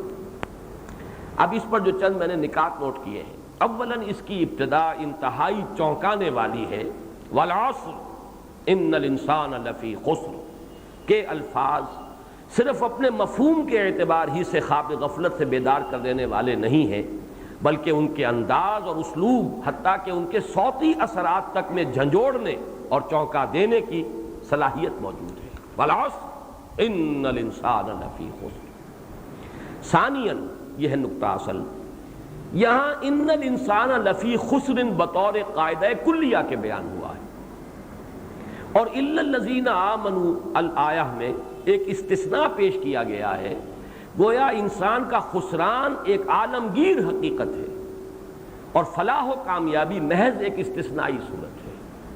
اللہ تعالی ہمیں اس مستثنیٰ اور خوشبخت لوگوں میں شامل کرے، لیکن یہ کہ یہ ہے استثنائی کیفیت بحیثیت مجموعی ان الانسان لفی خسر۔ الف لام یہاں پر لام جنس ہے، جنس انسان، پوری نوع انسانی خسارے میں ہے۔ اب یہاں سے تقابل شروع ہو رہا ہے، اگرچہ بعین ہی یہی صورتحال سورۃ التین میں بھی پیش فرمائی گئی کہ ثم رددناہ اسفل سافلین میں نوع انسانی کی مجموعی اور عمومی حالت بیان کی گئی، اور الا الذین آمنوا وعملوا الصالحات میں مستثنی افراد کا تذکرہ کیا گیا۔ ثم رددناہ اسفل سافلین الا الذین آمنوا وعملوا الصالحات، یہاں ہے ان الانسان لفی خسر الا الذین آمنوا وعملوا الصالحات وتواصوا بالحق وتواصوا بالصبر۔ تو ایک اعتبار سے تو مضمون کے اندر جو ہے مشابہت ہے، ایک ہی بات ہے، لیکن ان کے اسالیب اتنے مختلف ہیں کہ سورۃ التین میں تبشیر اور بشارت کا رنگ غالب آ گیا، اور سورۃ العصر میں انذار، تہدید، ترہیب، اس کا رنگ غالب آ گیا۔ لیکن وہاں یعنی سورۃ التین میں 2 چیزوں نے انذار پر تبشیر اور بیم پر رجا کے پہلو کو غالب کر دیا۔ بیم و رجا، بیم نا امیدی، مایوسی، رجا امید، تبشیر انذار، انذار پر تبشیر اور بیم پر رجا کے رنگ کو غالب کر دیا ہے سورۃ التین میں۔ کون سی 2 چیزیں؟ ایک ثم رددناہ اسفل سافلین سے متصلا قبل لقد خلقنا الانسان فی احسن تقویم کی یقین دہانی میں پوشیدہ تسلی اور تشفی نے، وہاں تو اصل بات یہ بیان کی گئی ہے کہ انسان کو ہم نے بڑی شے بنایا ہے، بڑی اعلیٰ ساخت پر بنایا ہے، اس میں تسلی ہے، ری ایشورنس ہے ہمارے لیے، جبکہ یہاں سورۃ العصر میں ایسی کوئی بات موجود نہیں۔ دوسری اور اہم تر بات یہ کہ وہاں الا الذین آمنوا وعملوا الصالحات کے بعد فلہم اجر غیر ممنون، ایک مثبت بیان ہے، ان کے لیے بہت بڑا اجر ہے، غیر منقطع، ہمیشہ دائم و قائم رہنے والا اجر، جبکہ یہاں اجر وغیرہ کا تذکرہ ہی نہیں، یہاں تو یہ کہ خسارے سے نجات پا جاؤ گے بس۔ ان الانسان لفی خسر الا الذین آمنوا وعملوا الصالحات وتواصوا بالحق وتواصوا بالصبر۔ دیکھیے حقیقت کلی تو وہی ہوگی جو ان دونوں صورتوں کے اندر جو شکل آئی ہے ان کو جمع کر دیں گے۔ اس وقت ہم تقابل کر رہے ہیں سورۃ التین کا سورۃ العصر سے، وہاں ایک پازیٹیو ری ایشورنس ہے ہیومینٹی کے لیے، لقد خلقنا الانسان فی احسن تقویم، سورۃ العصر میں ایسی کوئی چیز موجود نہیں۔ وہاں پھر اجر الا الذین آمنوا وعملوا الصالحات فلہم اجر غیر ممنون، یہاں بات ختم ہو رہی ہے صرف اس پر کہ خسران عمومی سے نجات اور استثناء پا جاؤ گے، مستثنیٰ ہو جاؤ گے اگر یہ 4 شرطیں پوری کر دو۔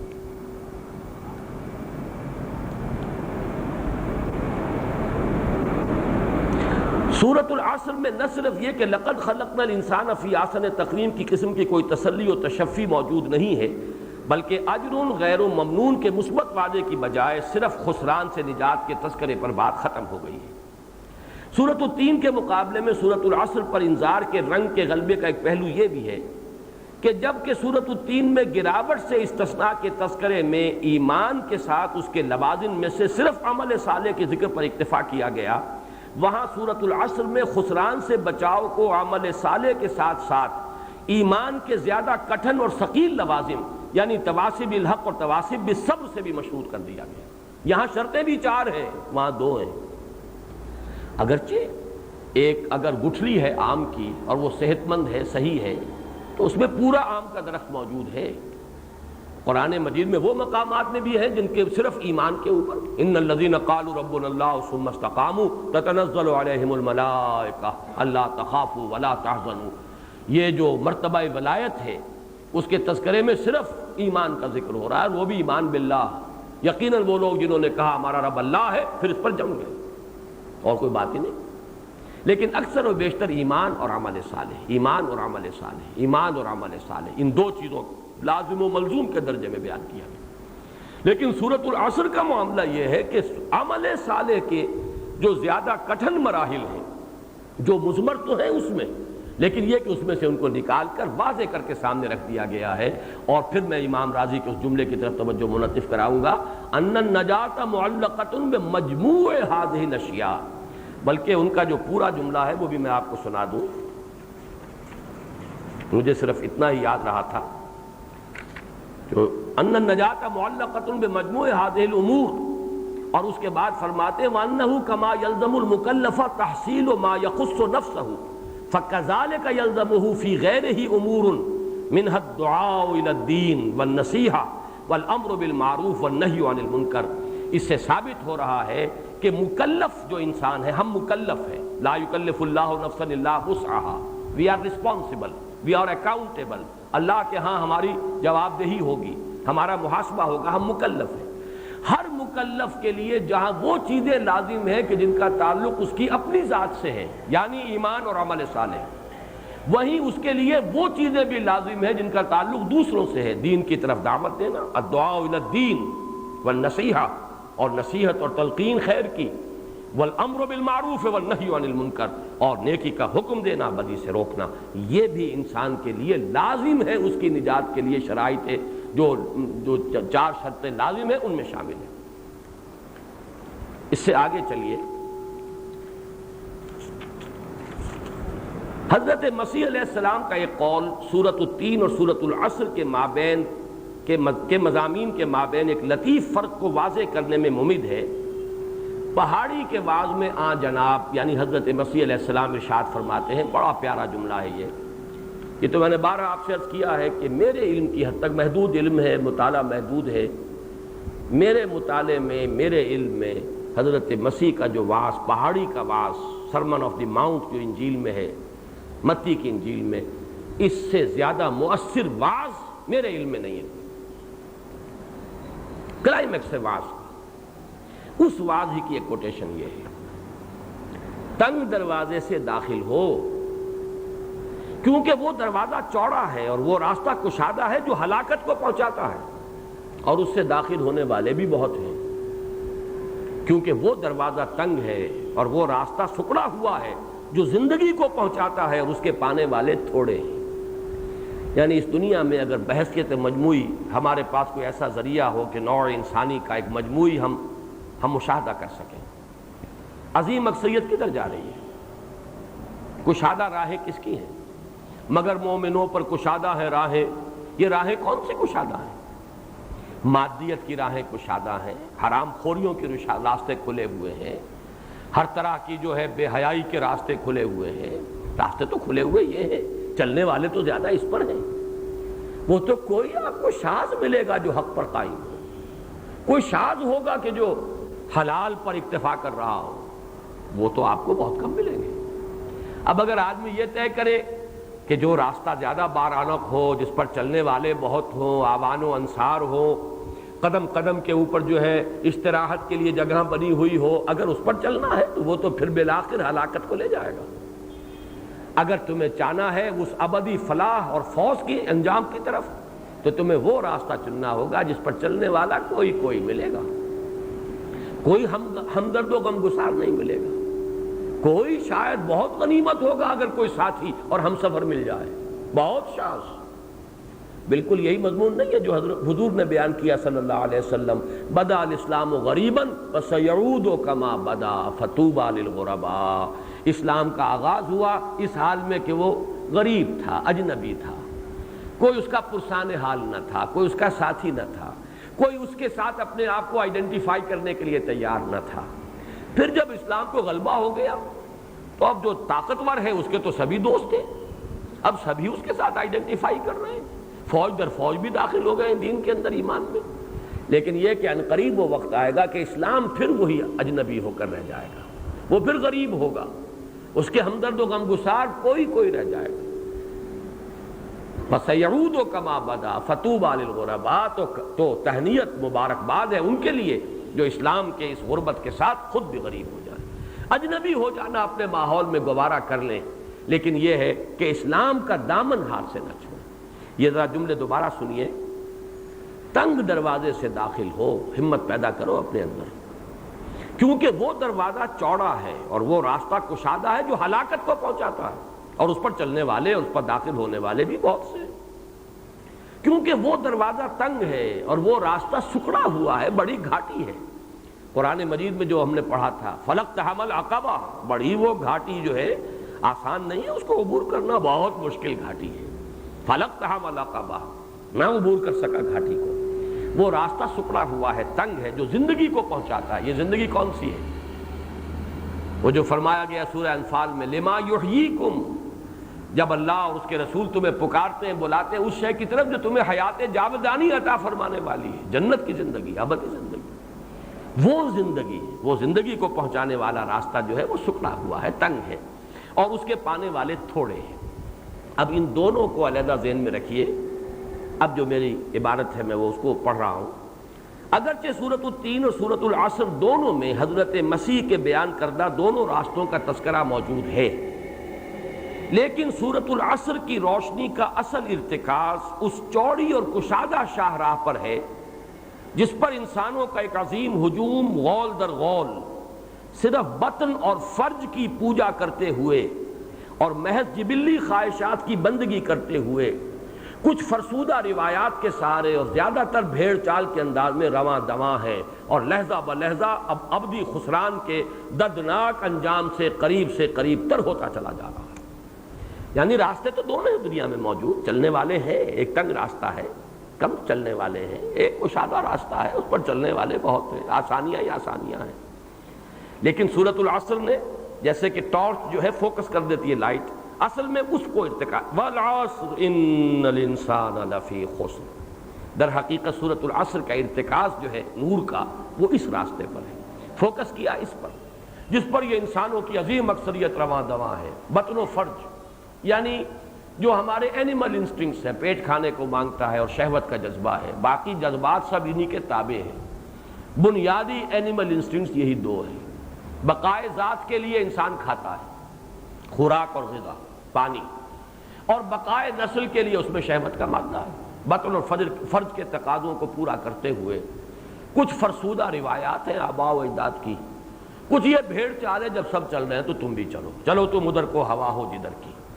اس انداز میں انسانیت کی ایک عظیم اکثریت رواں دواں ہے، والعصر ان الانسان لفی خسر، اور جیسے جیسا وقت گزر رہا ہے وہ اس لفی خسر کے انجام سے قریب تر، نزدیک سے نزدیک تر ہوتے چلے جا رہے ہیں۔ اس کے برعکس سورۃ التین کا نور بنیادی طور پر اس دوسری راہ پر مرتکز ہے جو اگرچہ تنگ ہے اور اس پر چلنے والے بہت کم ہیں، لیکن بالآخر وہ فراخی اور ابدی کامیابی اور کامرانی سے ہمکنار کرنے والی ہے۔ لقد خلقنا الانسان فی احسن تقویم، یہ ہیں وہ لوگ جو گویا کہ انسان کی اعلیٰ سرشت اور اعلیٰ خلقت کا ثبوت ہے. لیکن یہ تھوڑے لوگ، سورۃ التین نے فوکس کیا ادھر، سورۃ العصر نے ادھر کیا. اس کے بعد سنیے، پتہ نہیں آپ بور تو نہیں ہو رہے آپ لوگ، اس لیے کہ پڑھ کر سنانا جو ہے وہ ہمارے اس درس کا کوئی معمول تو نہیں ہے، لیکن مجھے کچھ محسوس ہوا. آج اپنے عجز کا اعتراف کر رہا ہوں کہ شاید ان مضامین کو میں اس وقت اگر بیان کرنے کی کوشش کرتا بغیر اس عبارت کی مدد کے تو نہ کر سکتا. اب ذرا نوٹ کیجئے، ایک حساس اور باشعور انسان، اللہ کرے کہ ہم سب ان میں ہو جائیں، شامل ہو جائیں، حساس اور باشعور. ایک وہ ہیں جو وطن و فرض کے تقاضوں کے تحت چل رہے ہیں، بھیڑ چال، جیسے ماحول کا رخ ہے چلو تم ادھر کو ہواؤ جدھر کی. باقی یہ کہ حسبی کند، شعور کو بھی تالے لگے ہوئے. انسان نہیں، حیوان. لہم قلوب لا یفقہون بہا ولہم اعین لا یبصرون بہا ولہم آذان لا یسمعون بہا اولئک کالانعام بل ہم اضل.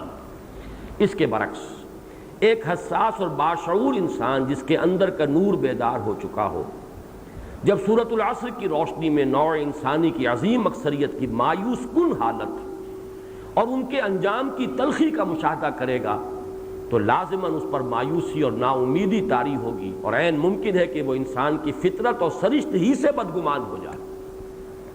یہ میں بیان کر چکا ہوں سورۃ التین میں. اصل میں سورۃ التین علاج ہے انسان کے اس احساس کا کہ انسان سوائے گندگی کی پوٹ کے کچھ ہے ہی نہیں. اور جدید سائیکالوجی نے اس کو اس طریقے سے مدلل اور مبرہن کر دیا ہے کہ انسان کے موٹیوز ہیں صرف بڑے الٹیریئر موٹیوز، بڑے گھٹیا انسٹنکٹس ہیں جن کے تحت ہر انسان صرف وہ ملمہ کر دیتا ہے، اوپر الفاظ کا جامہ پہنا دیتا ہے، بڑے حسین ارادے اور عزائم ریشنلائز کر دیتا ہے، ورنہ حقیقت میں انسان کے انسٹنکٹس تو وہی ہیں، basic instincts. Urge to dominate, complexes کا شکار ہے. کہیں سپیریورٹی کمپلیکس ہے، کہیں انفیریورٹی کمپلیکس ہے، کمپلیکسز ہے، اس کے سوا کچھ بھی نہیں. اپنی شخصیت کی پروجیکشن ہے جو ہر انسان کر رہا ہے، کوئی کسی انداز میں کر رہا ہے، کوئی کسی انداز میں کر رہا ہے. خیر کا کوئی وجود نہیں ہے انسان میں. تو انسان کی فطرت اور سرشتی سے بدگمان ہو جائے. اس ذہنی اور نفسیاتی تاریکی کے عالم میں سورۃ التین امید کی ایک کرن بن کر نمودار ہوتی ہے.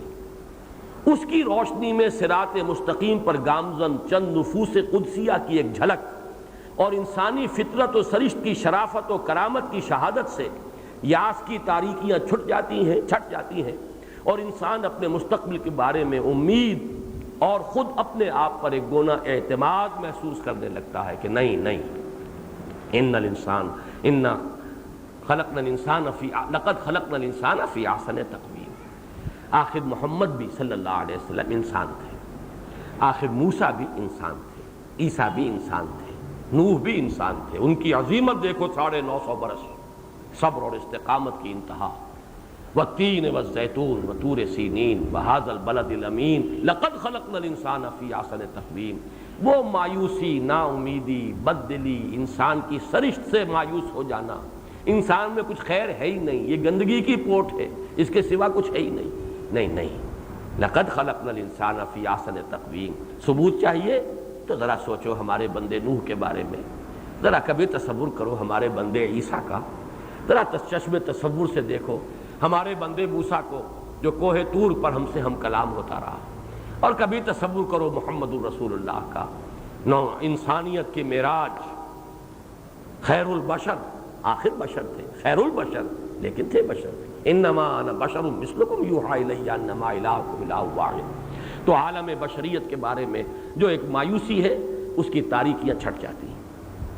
یہاں ایک اور دلچسپ نکتہ بھی قابل توجہ ہے کہ ان الانسان لفی خسر کی عالمگیر حقیقت پر والعصر کے ذریعے سے شہادت بھی آفاق گیر پیش کی گئی. پورا زمانہ گواہ ہے کہ انسان خسارے میں. ان الانسان لفی خسر پر گواہی، والعصر، زمانہ، پورا زمانہ، تیزی سے گزرنے والا زمانہ. آفاق گیر شہادت اس لیے کہ حقیقت ایسی ہے کہ تمام انسان خسارے میں. جمع غفیر انسانوں کا در حقیقت بربادی کی طرف جا رہا ہے. اکثریت نوع انسان کی، جیسے کہ فرمایا گیا ان تطع اکثر من فی الارض لا یضلوک عن سبیل اللہ.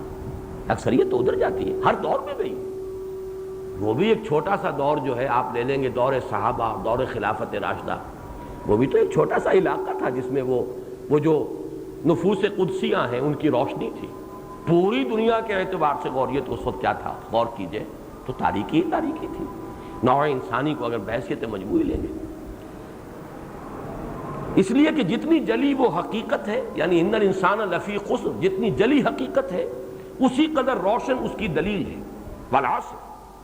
لیکن لقد خلقنا الانسان فی احسن تقویم کی خفی حقیقت پر شہادت میں بھی زیادہ سے زیادہ ان چند نفوس قدسیہ کو پیش کیا جا سکا جو کبھی تین و زیتون کے جھنڈوں تلے چلتے پھرتے دیکھے گئے، حضرت نوح اور حضرت عیسیٰ، یا طور سینین کی بلندیوں پر رب الارباب سے ہم کلام پائے گئے، یا البلد الامین میں انسانی عظمت کی شہادت دیتے ہوئے نظر آئے علیہم الصلوات والسلام۔ وہ شخصیتیں ہیں، بس وہی دلیل میں پیش کی جا سکتی ہیں، جبکہ نوع انسانی کا خسران یہ عالمگیر حقیقت ہے، اس پر تو پورا زمانہ گواہ ہے، پوری انسانی تاریخ گواہ ہے۔ اب ایک بات اور نوٹ کر لیجئے، ان دونوں صورتوں کے مابین ایک تقابل کے اعتبار سے دیکھیے، یہ ہے مشابہت والی بات۔ وہاں فرمایا گیا ثم رددناہ اسفل سافلین، اب انسان بحیثیت مجموعی نچوں میں بہت نیچے گیا ہوا ہے، اوپر چڑھنے کے لیے۔ اور میں نے اس وقت بھی وہ مصرع یاد آیا تھا مجھے جواب شکوہ کا کہ شوخ و گستاخ یہ پستی کے مکین کیسے ہیں۔ یہ پستی کا مکین ہے انسان، بڑی پستی کے اندر ہے۔ اس اعتبار سے جدید سائیکالوجسٹ کا مشاہدہ غلط نہیں ہے، انسانوں کی اکثریت کے اعتبار سے ان کا مشاہدہ صحیح ہے، نتیجہ جو نکالا ہے وہ غلط ہے، اس کو کل بنا لیا ہے انہوں نے۔ اکثریت بھی کل کے حکم میں نہیں ہے، بلکہ یہ کہ انسان کی اصل سرشت، اصل فطرت، اس کو دیکھنا ہو تو ان صالحین کو دیکھو، انبیاء اور صدیقین اور شہداء اور صالحین، یہ اپنے اس بات پر ایک ثبوت ہے، مبرہن، ایک برہان ہے قاطع کہ انسان کی سرشت بہت بلند ہے، بہت اعلیٰ ہے۔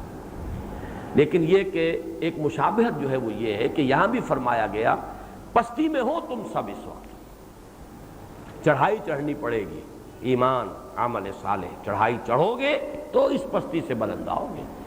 وہ مقام پوٹینشل تو تمہارا ہے، دیا گیا تمہیں وہ مقام، مسجود ملائک تم بنائے گئے، بلند ترین مقام سے تمہیں نوازا گیا، لیکن گرا دیے گئے ہو نیچے۔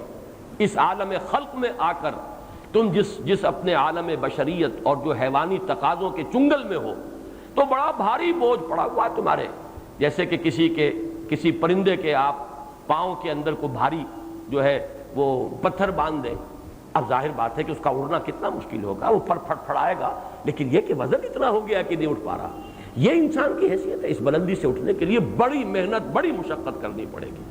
وہ محنت اور مشقت ہے، ایک فکری اور نظری محنت ہے جو ایمان تک پہنچائے گی، اور ایک پھر عملی محنت ہے، عمل صالح۔ بالکل یہی بات سورۃ العصر میں ہے، ان الانسان لفی خسر۔ یہاں میں توجہ دلانا چاہتا ہوں کہ جملہ اسمیہ کا، اور اگر اس کو کہا جاتا انسان ہوگا خسارے میں، کہیں مستقبل کا فعل آ جاتا تو وہ بات اور ہوتی۔ یہاں تو یہ کہ ہم ہیں خسارے میں اس وقت، ہم پستی کے مکین ہیں اس وقت، ہم پڑے ہوئے ہیں نیچے، ہم ہیں خسارے میں۔ اس خسارے سے اٹھنے کے لیے بڑے بھاری پتھر ہیں جن کو اٹھانا ہوگا، بڑی بھاری مشقتیں جو کرنی ہوگی، اور وہ مشقتیں بھی سورۃ العصر میں جیسا کہ میں نے عرض کیا صرف ایمان اور عمل صالح نہیں، عمل صالح کے جو اور ثقیل تر اور مشکل تر مراحل ہیں اگرچہ اسی کے مضمرات، انہیں بھی نمایاں کر دیا گیا۔ تم ہو اس وقت خسارے میں، یوں سمجھیے کہ میں اور آپ اس کو یوں پڑھیں، میں اس وقت خسارے میں ہوں، یہ نہیں کہ ہوں گا آخرت میں جا کر، ہوں اس وقت خسارے میں۔ ان الانسان لفی خسر، ہے انسان خسارے میں، الا الذین آمنوا وعملوا الصالحات وتواصوا بالحق وتواصوا بالصبر۔ یہ چڑھائی چڑھنی پڑے گی، ایمان کی چڑھائی ہے، عمل صالح کی چڑھائی ہے، تواصی بالحق کی چڑھائی ہے، تواصی بالصبر کی چڑھائی۔ اب آج میں صرف ایک نقطے کا اور اضافہ کر رہا ہوں، اور وہ ہے کہ جو میری اس تقریر میں جو میں نے ایچیسن کالج میں کی تھی، اور زیادہ تر وہی کتابچے کی شکل میں عام ہو رہا ہے، اس میں میں نے بڑی وضاحت کے ساتھ، اور اس میں بھی میں تسلیم کرتا ہوں کہ سن 73 کی میری وہ تقریر جو بعد میں تحریر کی شکل میں آ گئی، چونکہ میں نے ہی اسے مرتب کیا، وہ اگرچہ ٹیپ سے اتاری ہوئی تقریر تھی، لیکن پھر ان جو ٹیپ سے اتری ہوئی تقریر پھر میں نے اسے مرتب کیا، سر نو خود کیا، تو وہ میری تحریر بھی ہے۔ اس میں جو اصل بات میں نے لکھ دی ہے شروع میں سمجھتا ہوں حاصل کلام وہی ہے، اور آج بھی میں سن 73 یا 18 برس کے بعد میں اس کی صداقت پر اتنا ہی یقین رکھتا ہوں جتنا کہ اس وقت رکھتا تھا، بلکہ میرا یقین بڑھ گیا۔ اگرچہ اس پر کچھ حلقوں کی طرف سے قیل و قال ہوئی ہے، کچھ علماء نے اعتراض کیے ہیں، کچھ ایمان اور عمل کے تعلق کے حوالے سے بحثیں ہوئی ہیں، مختلف قسم کے اعتراضات اس پر ہوئے ہیں، لیکن میں ان اعتراضات کا جواب ایک تو اس سال جو محاضرات قرآنی میں میں نے ایمان کے موضوع پر لیکچرز دیے ان میں تفصیل سے دے چکا ہوں۔ اس وقت صرف یہ عرض کر رہا ہوں کہ وہ جو حقیقت میں نے بیان کی ہے اپنے اس کتابچے میں، اس تقریر کم تحریر جو ہے یا تقریر ٹرنڈ تحریر، اس کے اندر جو میں بیان کر چکا ہوں، اس پہ میری حقانیت اور صداقت پر میرا یقین اس وقت سے کہیں زیادہ ہے جتنا کہ سن 73 میں تھا۔ وہ کیا ہے؟ دیکھیے، ایک نکتہ میں نے اس سے پہلے بھی بیان کیا ہے، قرآن حکیم کی ان صورتوں کے الفاظ کو اگر ہم منطقی اور فقہی بحثوں کے اندر ڈال دیں، تاثیر ساری ختم ہو جاتی ہے۔ یہ جو سورہ زلزال کے بارے میں فرمایا ربع قرآن کے برابر ہے، یہاں تک آپ کو قول مل گیا کہ نصف قرآن کے برابر۔ کیوں؟ اس کا ایک تاثر قائم ہوتا ہے قلب پر۔ اذا زلزلت الارض زلزالها واخرجت الارض اثقالها وقال الانسان ما لها يومئذ تحدث اخبارها بان ربك اوحى لها يومئذ يصدر الناس اشتاتا ليروا اعمالهم فمن يعمل مثقال ذرة خيرا يره ومن يعمل مثقال ذرة شرا يره۔ اب آپ اس میں منطقی بحثوں میں پڑ جائیں، لغوی بحثوں میں پڑ جائیں، اس کے اشکالات پر گفتگو کریں تو وہ علم کا تو ایک خزانہ ہو جائے گا، معلومات کا ایک ذخیرہ ہو جائے گا، تاثیر ختم ہو جائے گا۔ تاثیر تو یہ کہ بھائی انہی الفاظ کو حرز جان بنا لو، جس کو میں بہت مرتبہ پہلے عرض کرتا رہا ہوں مولانا احمد علی لاہوری کے حوالے سے، وہ کہا کرتے تھے اسے پکاؤ، جاؤ یہ آیت جو ہے اب اسے پکاؤ، یعنی اسے بار بار دہراؤ، اس پر غور کرو، مراقبہ کرو، اس کو لکھ لو، اپنے لوح قلب پر نقش ہو جائے۔ وہ بات ہے جو میں کہہ رہا ہوں کہ وہ اگر آیت اگر قلب کے اوپر نقش ہو گئی تو ہماری کیفیت بدل جائے گی، اور بحثوں میں پڑ گئے تو پھر وہ لغوی بحثیں اور پھر ایمان اور عمل کا تعلق اور نجات جو ہے وہ صرف ایمان سے ہو جائے گی کہ نہیں ہو جائے گی، اور اس میں خوارج نے کیا کہا اور معتزلہ، یہ سب چیزیں جو ہوں گی، تاثیر ختم۔ اسی طرح سورۃ التکاثر کو میں کے بارے میں بتا چکا ہوں پچھلی مرتبہ آپ کو، حضور نے اسے 1000 آیات کے مساوی قرار دیا۔ الہاکم التکاثر حتی زرتم المقابر کلا سوف تعلمون ثم کلا سوف تعلمون۔ اصل حقیقت منکشف ہو جائے گی، جان لو گے اصل حقیقت کو، کاش کہ اس وقت جان لو۔ کلا لو تعلمون علم الیقین، کاش کہ علم یقین کی کوئی کیفیت تمہیں اس وقت حاصل ہو جائے تو بیڑا پار ہو جائے گا، ورنہ لترون الجحیم، آخر اس جحیم کو دیکھنا تو ہے، لازماً دیکھو گے اپنی آنکھوں سے، ثم لترونها عین الیقین، آنکھوں سے دیکھو گے، ثم لتسألن یومئذ عن النعیم، پھر پوچھا جائے گا تم سے نعمتوں کے بارے میں۔ یہ اگر نقش ہو جائے تو بیڑا پار ہو جائے گا، کردار بدل جائے گا، قسمت بدل جائے گی۔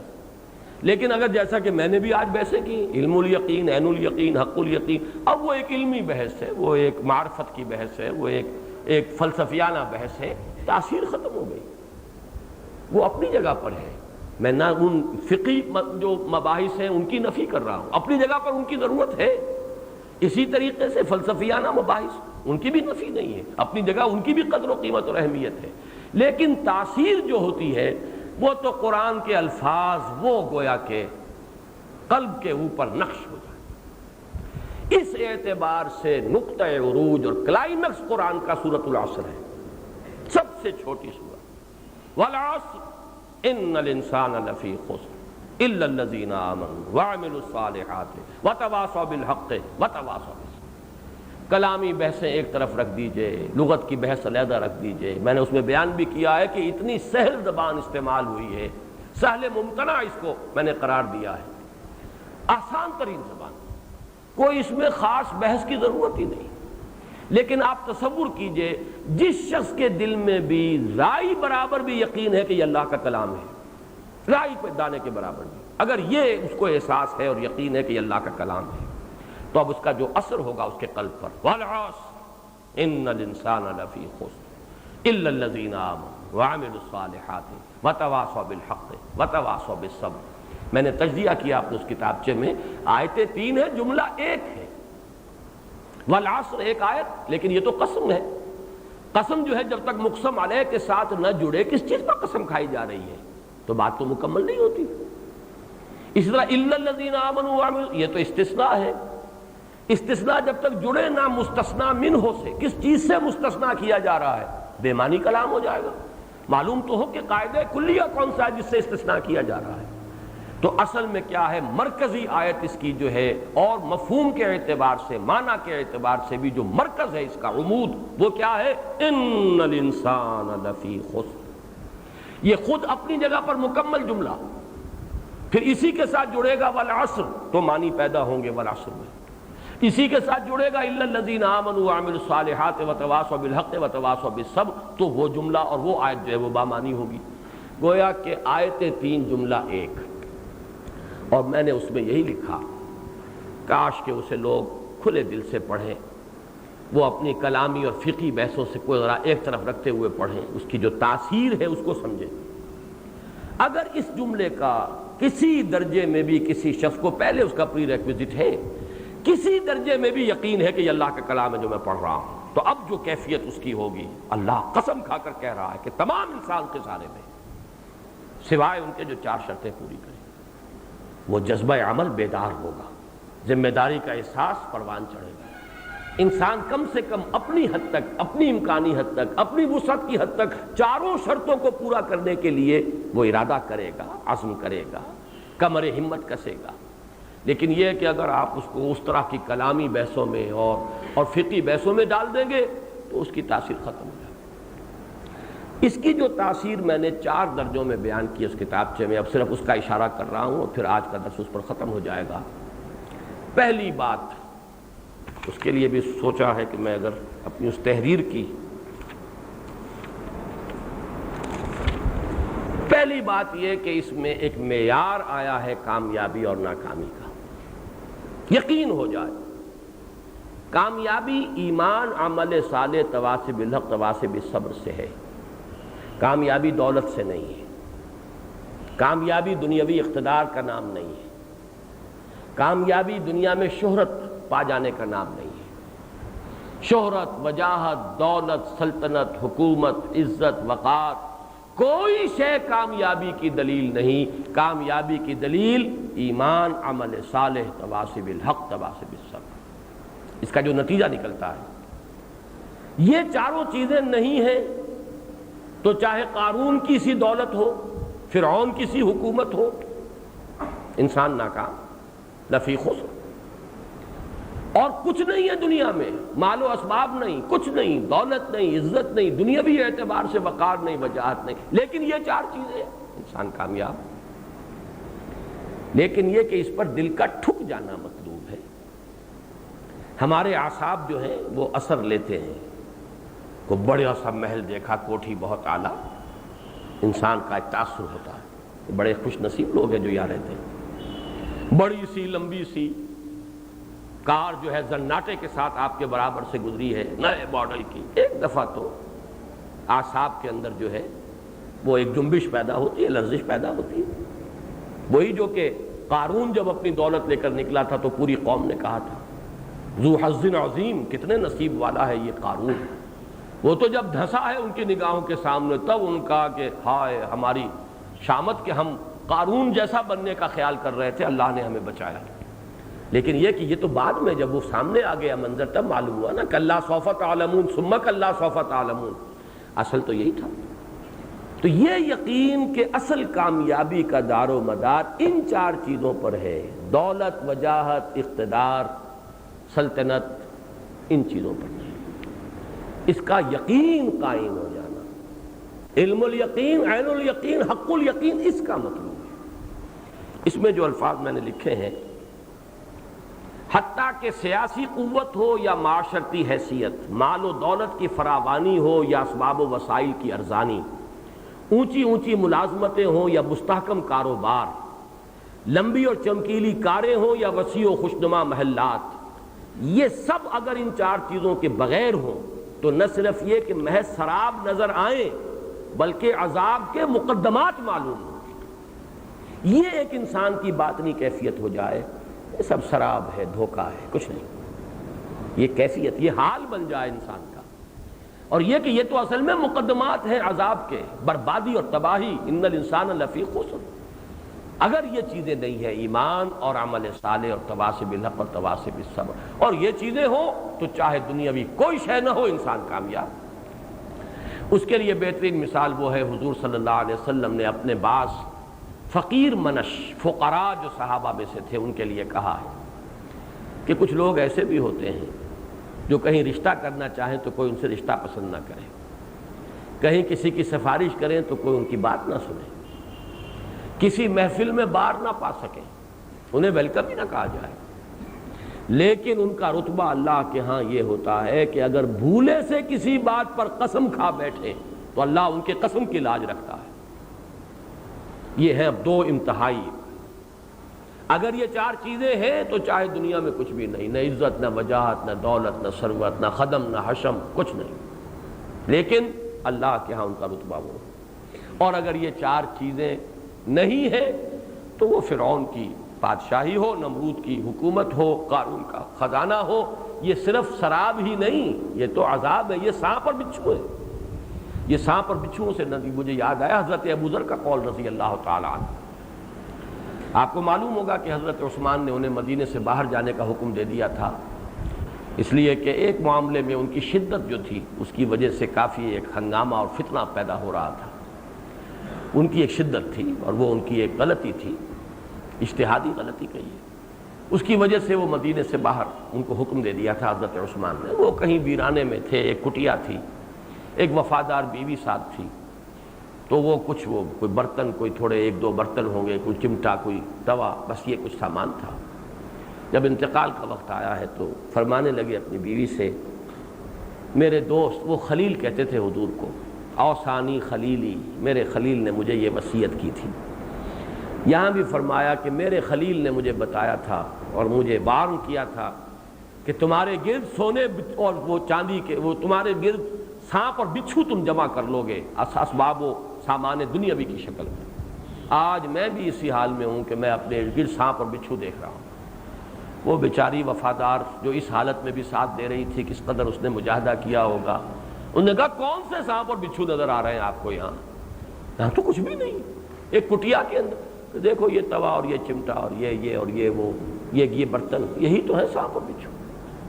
بہرحال وہ تو ان کے احساس کی شدت تھی، وہ تو انتہا تھی، لیکن واقعہ یہ ہے کہ جب تک یہ چیزیں ہمیں سانپ اور بچھو نظر نہ آنے لگیں، اگر ان چار چیزوں کے بغیر ہے تو محسوس یہ ہو کہ یہ سانپ ہے، یہ بچھو ہیں، یہ اژدہا ہیں، جس کو قرآن یہ کہتا ہے ما یاکلون فی بطونہم الا النار، یہ اپنے پیٹوں میں آگ بھر رہے ہیں، آگ کے سوا نہیں، آگ کے انگارے ہیں جو کھا رہے ہیں، حرام خوری جو کر رہے ہیں، چاہے وہ کتنے ہی بڑے مرغن غذائیں اور کئی کورسز کے ڈنرز لے رہے ہیں، وہ حقیقت میں تو آگ ڈال رہے ہیں، اپنے پیٹوں کے اندر انگارے بھر رہے ہیں۔ یہ اگر انسان کا حال ہو جائے تبھی اس کی روش بدلے گی۔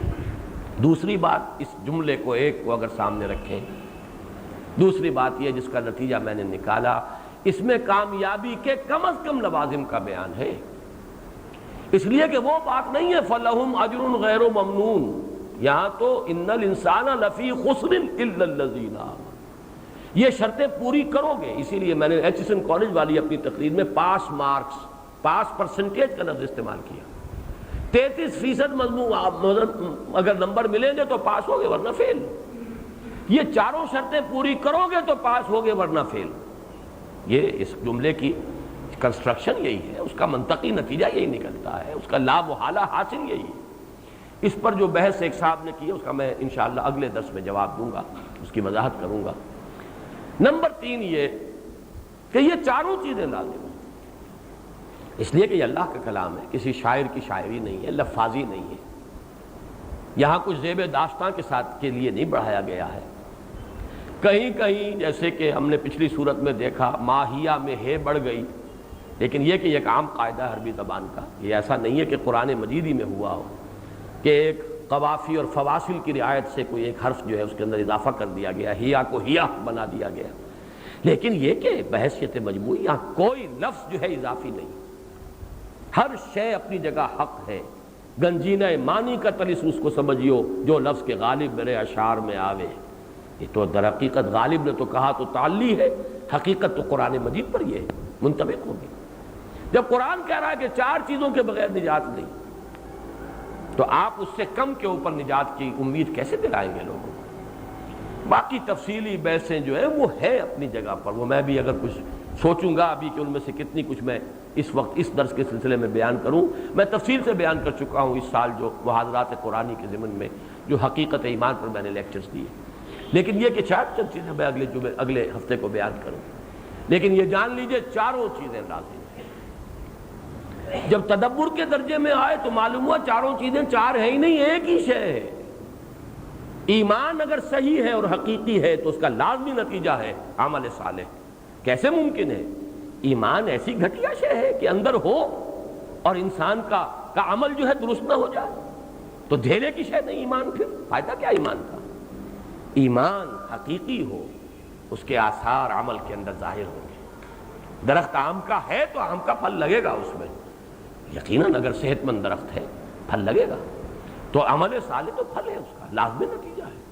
اور پروان چڑھے گا عمل ایک حد تک اپنا، لا محالہ اس سے تواصب الحق اور تواصب صبر کے نتائج نکلیں گے۔ لیکن یہ بات کی بات ہے، ابھی جو میں عرض کر رہا تھا وہ ایک جملے کو سامنے رکھ کر اس کو اپنے لوح قلب پر نقش کر کے اگر اس سے نتیجہ نکلے گا غیر شعوری طور پر نکل آئے گا، یہ تو میں اس کا تجزیہ کر کے بتا رہا ہوں۔ 4 چیزیں لازمی ہیں، جیسے کہ میں نے امام راضی کا جملہ آپ کو سنایا، ان النجاۃ معلقۃ بمجموع هذه الاشیاء، 4 چیزوں کے مجموعے پر منحصر ہے نجات۔ اور آخری بات جو ہے اس کلام کا زور، اس کا در و بست، اس کی تاکید کے انداز، اس کا چونکانے کا انداز، نہایت تاکید جو میں نے عرض کیا، تمام جتنے بھی ممکن اسالیب ہیں تاکید کے جمع کر دیے گئے۔ جملہ اسمیہ ہے، قسم کھائی گئی ہے، انا کا حرف آیا ہے، لام تاکید آیا ہے، یہ ساری چیزیں مل کر ایک انتہائی موقت کلام۔ یہی وجہ ہے، اب میں وہ بھی چونکہ میں نے اپنے اس کتابچے میں یہ چیزیں دے رکھی ہیں، بہت سے حضرات نے پڑھی ہوں گی، اس وقت میں صرف ان کو اس ٹانک رہا ہوں وہ موتی بھی اپنے اس درس میں۔ یہی وجہ ہے کہ صحابہ کے نزدیک اس کی جو قدر و قیمت تھی اس سورہ مبارکہ کی، چھوٹی سی صورت، لیکن اس قدر و قیمت کا اندازہ ہوتا ہے اس حدیث سے جو ابو مزینہ دارمی رضی اللہ تعالیٰ عنہ سے مروی ہے۔ امام طبرانی اسے لائے ہیں اپنا مجموعہ جو اوسط ہے، اور امام بیہقی لائے ہیں شعب الایمان میں۔ کان الرجلان من اصحاب النبی صلی اللہ علیہ وسلم اذا التقیا لم يتفرقا حتى يقرأ احدهما الى الاخر سورة العصر ثم يسلم احدهما على الاخر۔ حضور کے صحابہ میں سے 2 افراد، 2 اشخاص، 2 صحابی جب آپس میں ان کی ملاقات ہوتی تھی ایک دوسرے سے جدا نہیں ہوتے تھے جب تک کہ ایک دوسرے کو سورۃ العصر سنا دیں۔ والعصر ان الانسان لفی خسر الا الذین آمنوا وعملوا الصالحات وتواصوا بالحق وتواصوا بالصبر۔ اس حقیقت کو تازہ کرتے رہنے کی ضرورت ہے۔ قلب پر لکھی ہوئی چیز پر بھی زنگ آ جاتا ہے، قلب پر زنگ آ جاتا ہے، لکھی ہوئی چیز خود بخود مدھم پڑ جائے گی، اس پر پردے پڑ جاتے ہیں، اس پر خواہشات کے حجابات آ جاتے ہیں۔